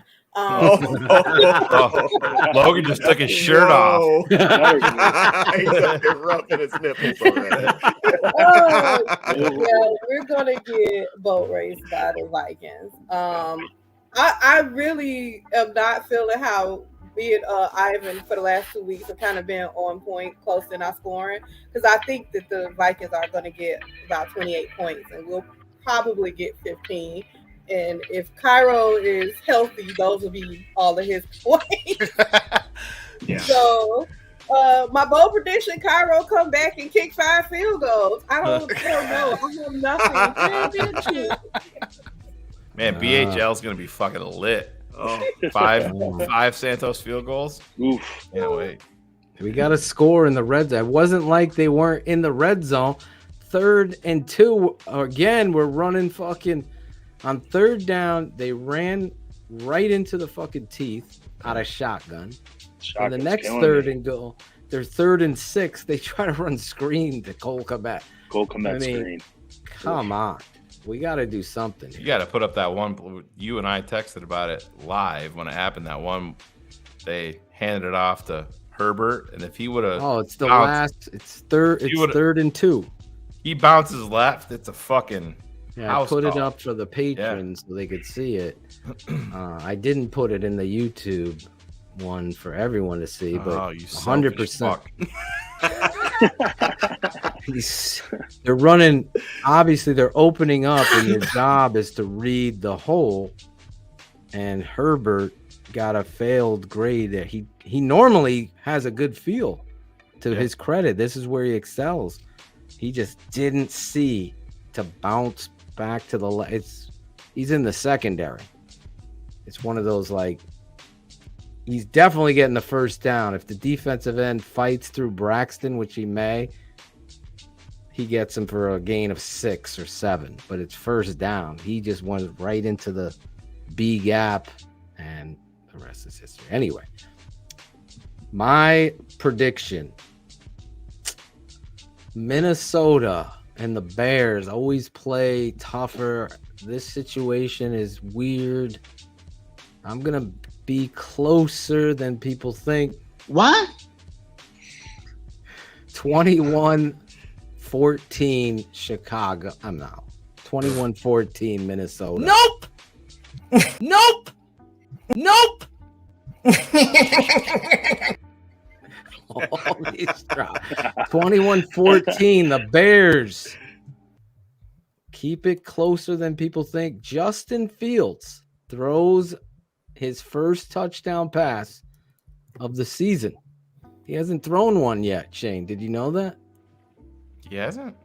No. He's running. Yeah, he has been running, yeah. He is going to throw his first touchdown pass to former Viking receiver. Nope. What's his name? Number 17. Didn't he throw one to St. Brown? No. Yeah, yes, he did. He did. He quit St. Brown. Yeah, he is. Yeah. Was that? Yeah, he is. First game of the season? Yeah. Oh, yeah, he did. What am I talking about? Yeah, I'm like, what the fuck? You threw me thought for I a had a loop. I'm great like, bold God damn. prediction. Hey, he's thrown You're two, right? No. Yes. What's the other one? I'm forgetting his Bulls, touchdown throws. St. Brown and Marset? You're talking about? No, he threw it to Pettis. Pettis. Threw him to Yeah, Pettis. Pettis. Oh, Oh, Pettis. Pettis, Yeah. Yeah. Pettis. And A real St. nice Brown. tape breakdown. You don't even fucking know what's going on. Over here educating Phil on shit. This is a damn. problem. This guy. Sending you to London, you fucking dickhead. Sammy and Cherie agreed with me. It was a test. It was a test. It's been so long for. All right, if you Listen, guys are I gonna go into totally the forgot YouTube about- comments, it's Phil Atoshin like lotion. Don't bring me up. I didn't say Don't that. bring Are you him sure up. he said it, Shane? Are you sure? Are you sure Phil said it? Yeah, we love Cherie. Holy cow! I totally forgot about his touchdown pass to St. Brown. Well, he'll throw his first touchdown pass in the Metrodome. Oh God, that shows you how long of a fucking season it's been, and we're in week fucking 5. We're only in week 5. Yeah. Is this week 5? Yes. Oh my God. I know, Long Joseph. season. He threw Long one in season. week 1. 21-14 Vikings. Draft Dr. Phil, more like Draft Dr. Dumbass. Your show sucks. This guy don't know nothing. Why am I I listening? can't remember the Pettis touchdown though. What was that? It was the in the first game. broken play, 51 yards. Oh, Remember how he did I ran- forget yeah. that fucking His best play? throw. It wasn't even a great throw. He made a good play, threw it across. Now I remember. Holy shit! I love y'all show, but you're fucking dumb. Brutal. You're too negative. Yeah. A Claudio effect over here. Oh man. Holy senior moment. Jesus. All right. Shane, my bold prediction will be he throws a touchdown to the kid from the Vikings. What's it? Marset? Smith Marset. Smith Marset. Smith Marset, number 7. You gonna be the floating captain, not Maggie? I don't know. That would be great. They did sign. Who did they Tonga. sign? Minnesota signed Tonga. They signed Tonga? Yep. Oh my God. Off of Taking all our guys. The Atlanta Paces.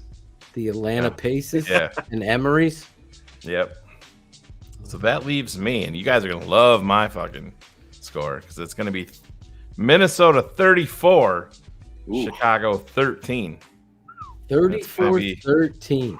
Sunday, bloody Sunday. Oh, that is going to be a bloody Sunday. Fuck. We're going to lose a couple more patrons because they're going to be like, you guys had to report the real score? That's fucking good. Told us that they won.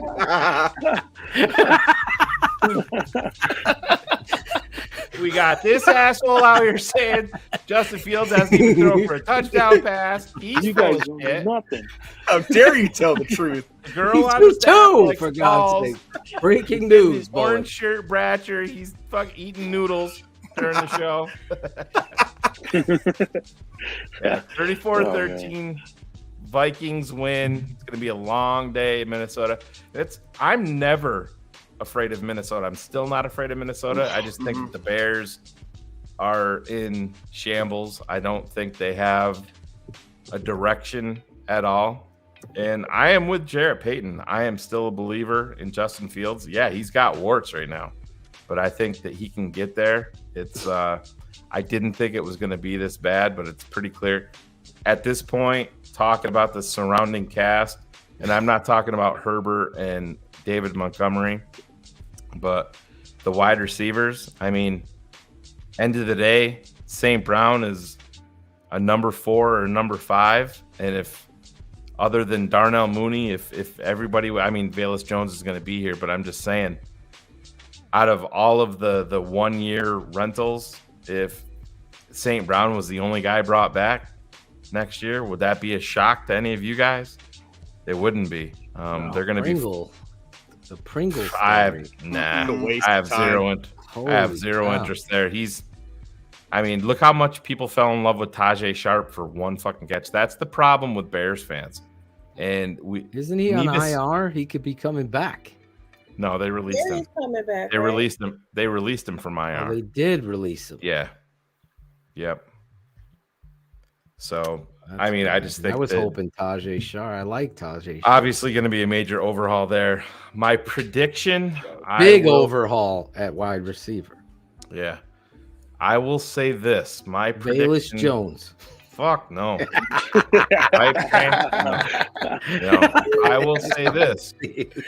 The Chicago Bears fans will have somebody to get excited about on defense, and it's a kid that I just trashed, weirdly enough. But Dominique Robinson is going to sack Kirk Cousins on the fast track in Minnesota 2 times. Dominique getting 2. Twice. Yep. Fast track in Minnesota. Kid's got talent. He is not ready to be a full-time starter by any fucking stretch of the imagination, but they've unlocked something there with him moving forward. He's got to transform his body a little bit. There's a lot of attributes to love there, and this is a kid that is just figuring out how to play defense. I mean, he was a tight end and a wide receiver, all of that. But Dominique Robinson, 2 sacks, 34-13, Minnesota Vikings. There you go. Alan Bratcher. That would be me. A.K.A. Neo Bratch. Jeepers creepers. Oh, it's going to be the same song and dance for me, guys. I've got the... just let it flow. Just let it go. I've got the Vikings winning this game. God damn it. 27 Bears 13. I'm thinking it's just a lot more of the same, but my bold prediction is that Luke Getsy's finally going to throw a slant pass to somebody this week. We're finally going to see one. Maybe just one, but we're going to see one. Let's see a That's slant. a hell of a prediction. It's a boring one, but we'll take it. I'll be happy with it. Trying to do a Bears Alan, one. if you've noticed, every week I'll his take it. predictions are probably the weirdest, the worst, boldest predictions. Jarrett, have you seen Little Giants 2? I mean, the Goonies today. It would have been the Goonies You ever today. seen that movie? Great. Hey, Jarrett, have you seen Game of Thrones? I understand your dad is a superstar and one of the best players in the history of the NFL. But I got to ask you something a little bit more important. Rocky V. Should they just not? They should not have done that. Tommy Tragedy of a Morrison. movie. Was he a good actor? I know you're limited on time, Jarrett. Just take up some time and talk about Tommy Morrison. Inform our fans. Go ahead. What are your thoughts of Keanu Reeves in the role of John Wick? Oh, man. Bill and Ted's Adventure. Have you seen Dukes of Hazzard, Jarrett? The UK Office. Thoughts? That's the one. What? Oh, man. Oh my God. Oh, bold predictions brought to you by Manscaped. Are you Manscaped? Because we're about to get a special. A special moment in time. You want to do the read this week, Phil? And drive Cherie's mom fucking crazy? A young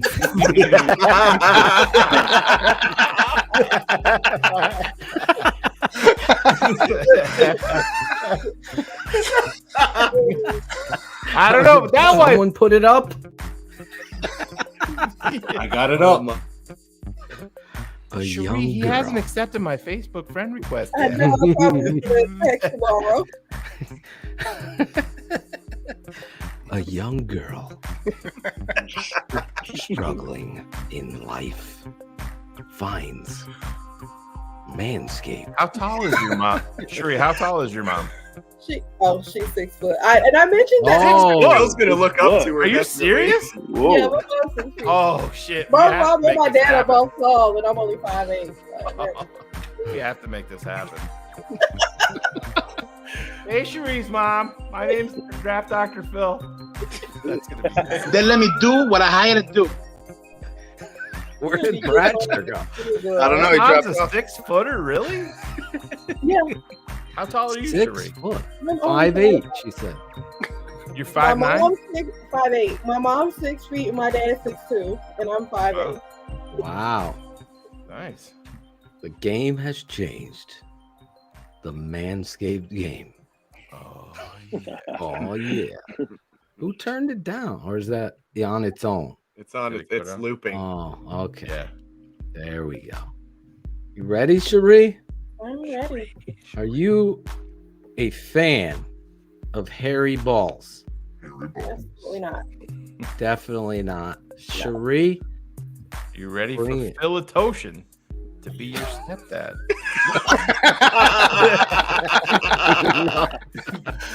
Oh my god. oh my goodness, Shano.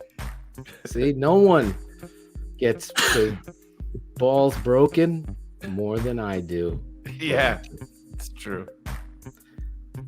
Cherie, you ready?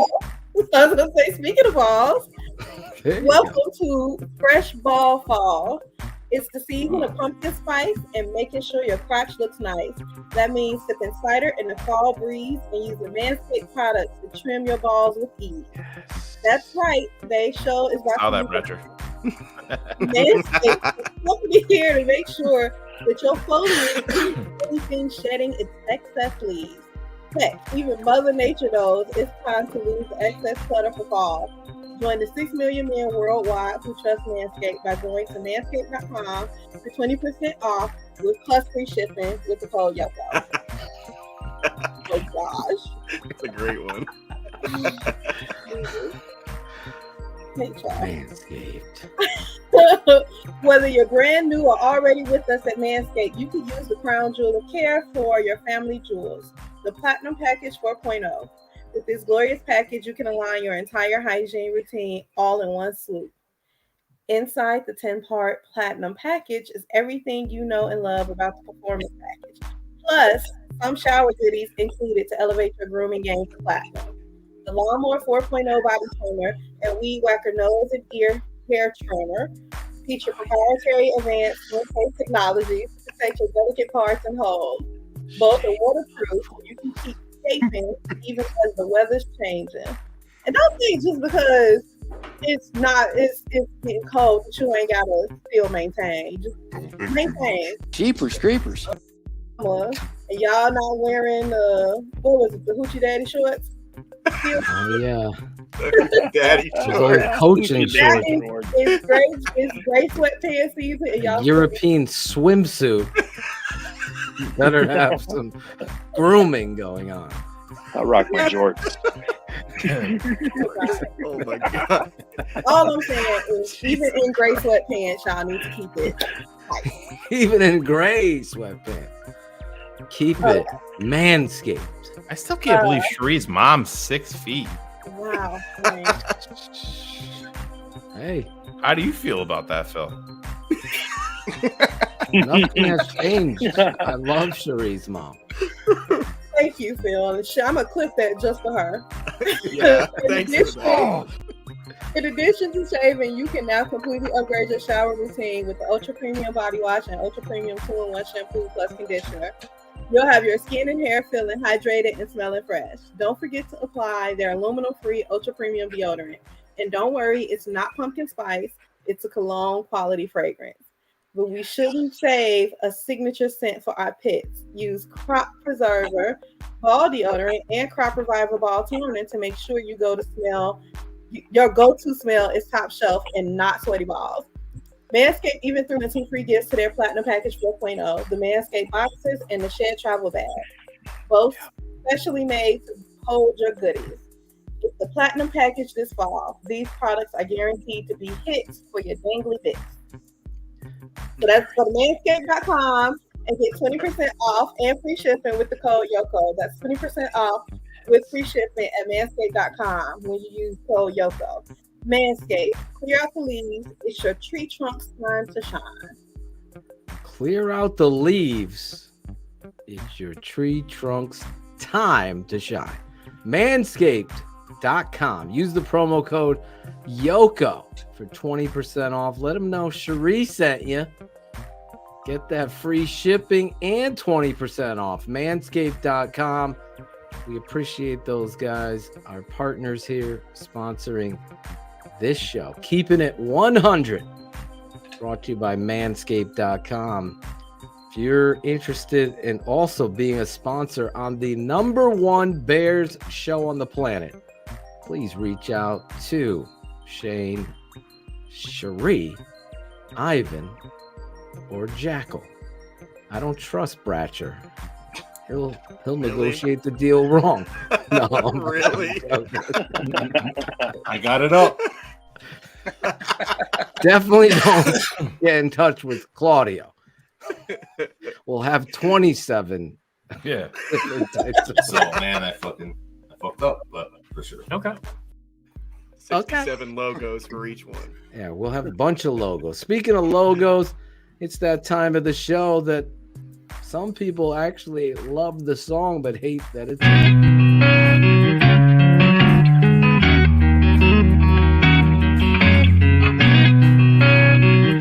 Shout out Tape Never Lies. Shout out. I know you hear me, baby. Shout out. I know you see me, baby. Shout out. We gotta holler at you. Keep it 100 crew. Gotta show love too. Shout out. I know you hear me, baby.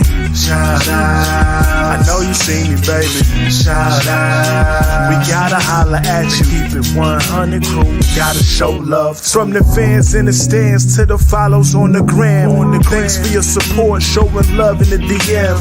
We stay Spencer strong, fight together till the end. Now it's time to shout out worldwide friends and fam. Like the network that keeps it real, 100 crew. So many in the world that I gotta show love to. For some this policy the show is at its end, but for me it's so important to thank the charter members and the fans.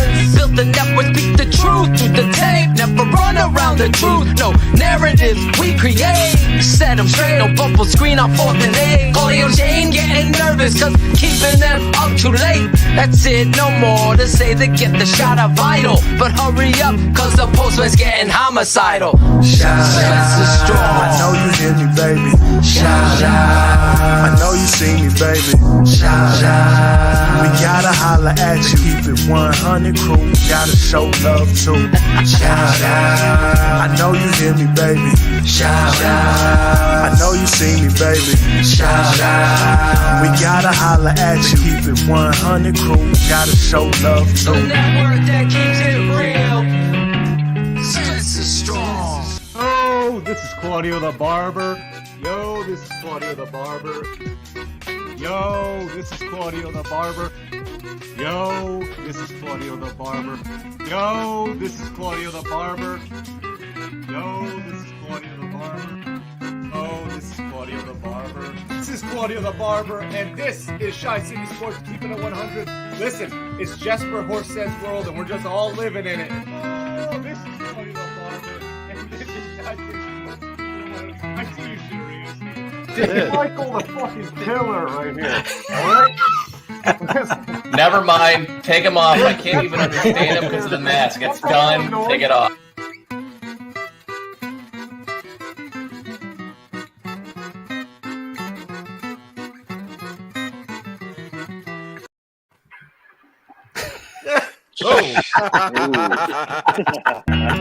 How was that? Got him. Uh-oh.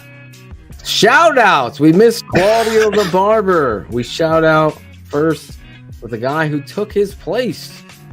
Came in fired up. I doubted him, Shane, but he came in. Yeah. Yeah. Yeah. I was even impressed. I said to Phil, I said, should we just bump this and drop the I don't give a fuck and we'll just start talking when he thinks he's doing his intro? Kind of what I thought you were going to do, honestly. Yeah. We were. Loved it. Who do you got? Well, I'm going to start out by saying Jarrett Payton, man. Absolutely amazing job tonight. And I'm going to piggyback that off by saying Chris Jackal. Wonderful job snagging him. Wonderful, man. You did do shit. Even though you weren't here to do it, you did a lot of shit tonight. A lot of love to you, buddy. We miss you here. Can't wait to see you back after your 87th soccer league practice game, whatever it is. Only 72 more to go. I can only imagine the smells coming out of that thing. Shout out to him, and shout out to Ryan Pace here coming in saying that you might want to come on the show maybe sometime and drop some pointers to us too. That's my shout outs. There you go. There you go. Oh, man. Well done. That's not how I like my steak, Sammy, but I do like to bring a guest. I only skipped over you as a guest because Alan Bratcher stepped up in Claudio the Barber's spot. Who do you got to shout out, Sammy?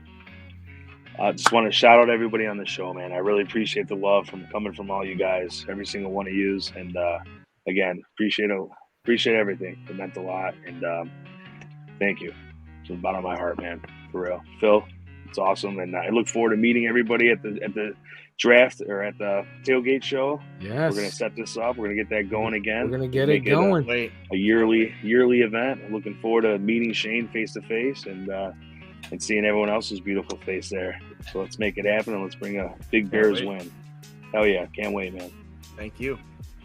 We'll be back again in Chicago, November 13th weekend. So Detroit. Put all the details together. What's going on? It's getting close. I can't believe it's October already. I know. It's right on the corner, man. It's crazy. Unbelievable. Is Casey new here? I believe he is. He asked me about my hat too earlier. Oh, that's you, Braxter. Braxter, apparently. Braxter. Braxter. What's the B stand for, Braxter? Big B. You got a big B. It stands for Bratcher. Oh, you got your own hat. See what I did there? Your own hat, bro. See what I did? Yeah. Yes. Cherie. Of course, shout out to you guys. Again, it's always fun I look forward to hanging out with you guys on Wednesday night. So I appreciate you bringing me in and embracing me as a part of the TTNL family. Shout out to you, Sammy. You know, I know you've been dealing with a tough time, but you know, we love you here and we got your back. So we're back. I'm back. Don't worry. Sending positive vibes and prayers. So oh yeah, let's go. Shout out to Jarrett Payton. Jarrett Payton was an awesome guest. That was so fun to hear the stories and just to see the interaction. He really fit in. So that was great. Shout out to Jackal for getting him on. And I gotta shout out my boys in the chat because they be riding with me on the Super 16 poll show. Yes. Chris, we disrespected our Michigan Go Blue. So I'm gonna shout out HL Priest and Richard Gordon, my ride or dies with Michigan. Good for you. Michigan fans. Go Blue. Standing together. Go Bears. Ivan. Yeah, definitely go Bears. My shout outs, you guys, obviously, Jarrett Payton. Well, yeah, just seeing Sammy, man. Honestly, shout out to Sammy for all you've been through. I honestly didn't know much about it. Like, just I see you here and there. You know, you chime in, you comment and stuff on some of my posts or whatnot. I just didn't know what was all going on with you, man. I'm just happy you're here. Like, God bless you. I hope you're doing great, and I can't wait to see you at the tailgate, man. So yeah, that's all I got. Thank you for sure. Great stuff. Shane, do you have a shout out? Come on, man. Come on. Just a tip. Just a tip. No, I'm going to shout out the whole crew here. I mean, everybody that's not even on the panel, TTNL. We had a big week this week. We've hit 2 million views as a network just on YouTube. YouTube reached out to me today. It's awesome. Congratulated us. So for a network that was told if you have 200 subscribers, you'll be lucky. So, I mean, just want to say fuck you. 2 million. Yeah. But head over to our YouTube channel if you're listening to this. When we started the show, we were 14 away from 13,000 subscribers. So we like to get that number over the 13K mark. We think that's very important. Shout out our patrons each and every week. They show up every show, no matter what time it is. If we just show up in the middle of the day, scheduled shows every night. And if you're not a patron, please head over to thetapeneverlies.com. It is $7. And I know a lot of people don't like to hear the price point, but that was one of the main things when Phil and I started this venture, that we wanted to keep it as low as possible because we understand times are tough. Gas prices, food prices, everything. Just having kids, mortgage, all of that. We put in a lot of work here, not just Phil and I, everybody that's involved here, to put out the content that we do each and every week. I was talking to Hila about this the other day. I'm like, it's really kicks off on Sunday on the days that the Bears play, and it really affects your entire game day. Phil and I go live at halftime with our patrons. As soon as the game is over, we go live on BHL, and it's a commitment, not just from us, but to our family. It's not just the game that we're away from. And this is a shout out really to Steph and Hila for holding down court for Phil and I to pursue this passion that takes a lot. Phil and I did this a lot of years for nothing, for free. And I have no problem saying that we deserve some of the money that is coming in via Patreon, because we've, they say that you have to have your 10,000 hours of experience before you become an expert. And Phil and I have been doing this for a long, long time. And it's a testament to everybody that's involved here. We know that Phil and I probably get the spotlight shined on us more than anybody, and Phil even more so than me even. But at the end of the day, we don't forget everybody that's involved. Bratcher hooking up the podcast, Jackal getting guests, Ivan really being the utility man, doing a bit of everything and coming through like a superhero. Cool Kennedy, you give him an idea and within a couple of hours he's got something back. Ron G texts the guy, hey, I need this, and I'm there for you, bro. Alex Acevedo with the swag, Jackal getting guests, Cherie letting us bag on her a little bit when she's doing her reads. But I told her today, she reached out to me the other day and was trying to do something for the network, and I told her, I'm like, Cherie, you're the best. I know that I bust balls more than anybody here, but we always appreciate stuff like Cherie does for this network, and we don't want it to go unnoticed. Cars, it was nice to see Cars back on this network, or not on the network, but back on this show last week. Cars Keys coming up tomorrow night. Just everybody. Caden Whitlow, yeah, an unsung hero too. That's grinding out content with us with the opens and slaying pussy in college, right, kid? That's right, kid. Go get some. Get on another cruise. Kill it. For after hours. Fuck it. That kid, man, he's a pussy maven, that kid. I can tell you some fucking stories. That kid's fucking manscaped. Godfather. Yeah. Godfather. But no, just love all you guys. Can't talk about it enough. Phil and I talk every day. It's been a couple of days since I talked to him. Phil and I got a chance to talk today while both of us were at work. Just, there's always some sort of negative bullshit surrounding about what we do, and no matter what, we always push through. I think we brought everybody a great interview tonight with Jarrett Payton. Phil and I we didn't even talk about it today, about what direction that we would go. And I mean, Phil kind of took you behind the scenes with the poker story. Phil had never heard it, and that was something that I kept in my head for a long, long time, and I wanted him to speak on. And hopefully, if you hadn't heard that, hopefully you enjoyed that. But just overall, everybody, love all of you guys. We couldn't do what we do here without the love and support and loyalty from all of you guys. And Sammy, tip of the cap to you, brother. Thank you, brother. I know it's easy.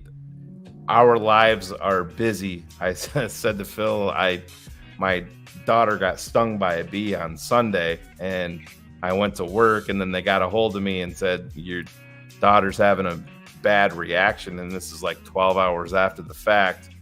I'm like, oh, fuck. So, it's like one more thing. And I'm like, Jesus Christ, I said to Phil, I'm like, when does this shit when does that part of it end? It's just, you feel like you're at the end of your rope and then something else shitty happens. But back to you, Sammy, just tip of the cap, man. Love the positivity. And I know, man, I haven't been in your situation, but seeing my son deal with it and hearing you speak on it,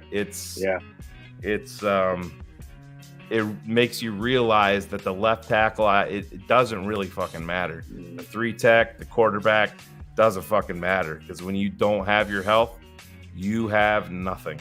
It's all irrelevant.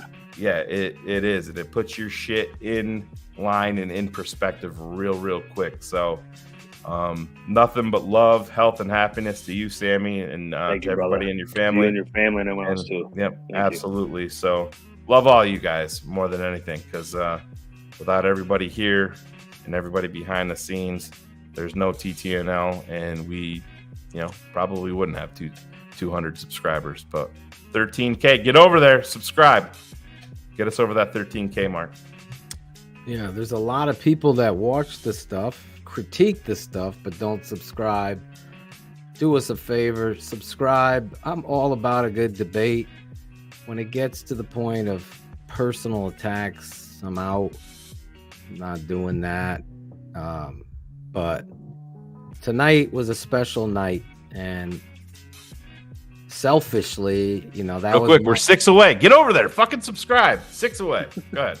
Selfishly, that was my idol, and I was caught off guard with my emotion. I was not ever thinking that I was going to get emotional tonight. I really didn't. My wife said, "I knew you would. You're talking to your idol." It like shaped me in the path that I went. Walter Payton, to speak to his son, to see the kind of class and just the character that kid, now man, father himself, carries himself with on our show was just tremendous. So shout out to Jarrett Payton for being the class act. I know he followed TTNL, and this is how brotherhood starts. So shout out to Jackal as well, to go that extra mile to secure somebody. I mean, I don't reach out to any people on Twitter. Obviously, I'm done with Twitter and that death pit that it is. But, this was special. This is somebody I really wanted the guys to get. And thank you, Jackal, because this is in your be a friend, tell a friend comment, it's a special personal show and night for me. So we're at 2 million views. I mean, it's just crazy when you sit back and you think about it. I just wanted to shout out Sammy. I'm so glad that your health, you're getting better. Brother. Thank you. I get busy, obviously, and Shane said everything, so I don't even need to go there. But I think if you look at the reality of what we're putting out there versus you're doing a show, tape breakdown, other shows, BHL. So it does take its toll on my family. My wife is the center of my universe. She's the rock. She's the best thing that ever happened to me. So I can't thank her enough. As she struggles in parenting, your boys are growing up, they're disrespectful. She takes it I'm like, this is boys. So I'm dealing with that stuff on top of tape stuff and getting this stuff out there. I just want to make sure it's the best. I can't believe, I apologize, I forgot about the 2 touchdown passes. I'll go to bed getting upset with myself for that. Like, oh my God. But I don't feel bad. I'll take the abuse. I'll take the abuse. Yeah, I'll take the abuse with stride. Thanks for watching. All of you fans. Mike V, obviously I shouted you out, but I wanted to shout out Jose, Pep, Delgado, Herschel, Nawantnik. I hope I said it right. Richard Gordon. I doubt you did. Joe Lampa Lambella. Joey Lampalambella. How you doing, buddy? Anthony Gordon, Heidi Trone, Mark Jordan, Music and Medicine 68, Casey L. I saw you, Tampa Taylor, Ricketts, all of you guys, the regulars, you guys know. Like, I just can't say enough good things about everything that's going on, but I want to say this last shout out for the moment of truth. In all honesty, Jim Larison is a huge part of why this network exists. 100%. I know Shane forgot to mention him, but this guy, I left it for you. This guy behind the scenes working to try to let other people know just how good it is and what, and I joke with Jim, but I know how much that means to have someone believe in you. Because when the chips were down and Shane and I were in an unknown island, and I'm not one, once I hear someone say, you guys are going to have 200, I'm going to freaking destroy that. You know me as a competitor. But Jim was right there. Like, we got to do this the right way. You guys got to be this authentic. Keep doing that. And we were all on the right path. And I wanted to shout out Jim. And I also want to shout out his wife and their family. Jen Larison, Jim's wife, lost her younger brother this week out of nowhere. And I just want to send our best. I know Jim has been a huge part of what we do here and has been so generous with his time and effort. And so has his wife. Just like behind every good man is even a better woman. I know that to be true. So I want to send my love to Jen Larison and send my support to her family as they deal with John, her younger brother, passing, John Collins. So if every TTNL fan could send some positive energy towards the Larisons and the Collins family, they are TTNL family at the source. So my love to you, Jen, and your family tonight. God bless everybody. I will be back, obviously, this week, tomorrow night, tomorrow afternoon, a little earlier, Kramer's QB School. Kramer's QB School. Ivan's working on all 48 plays.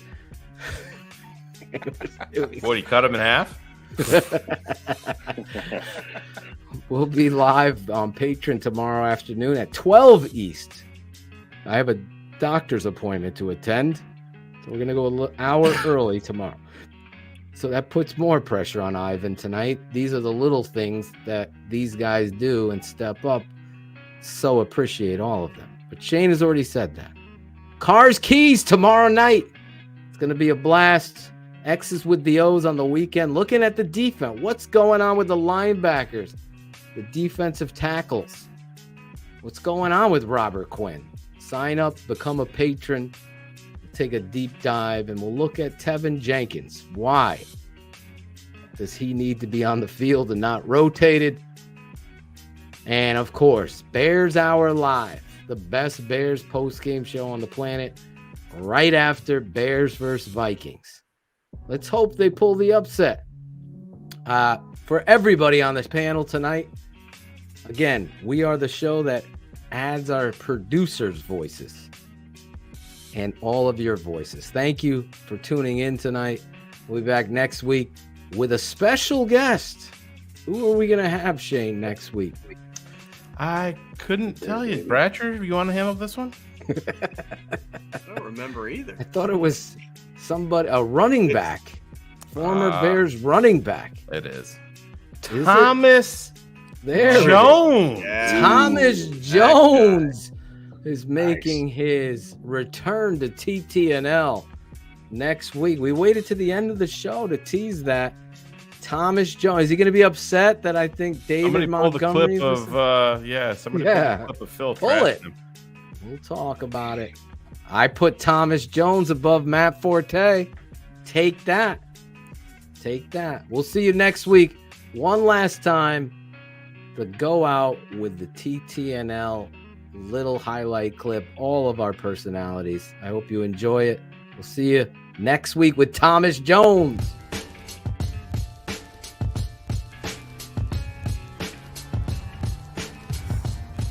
The tape never lies.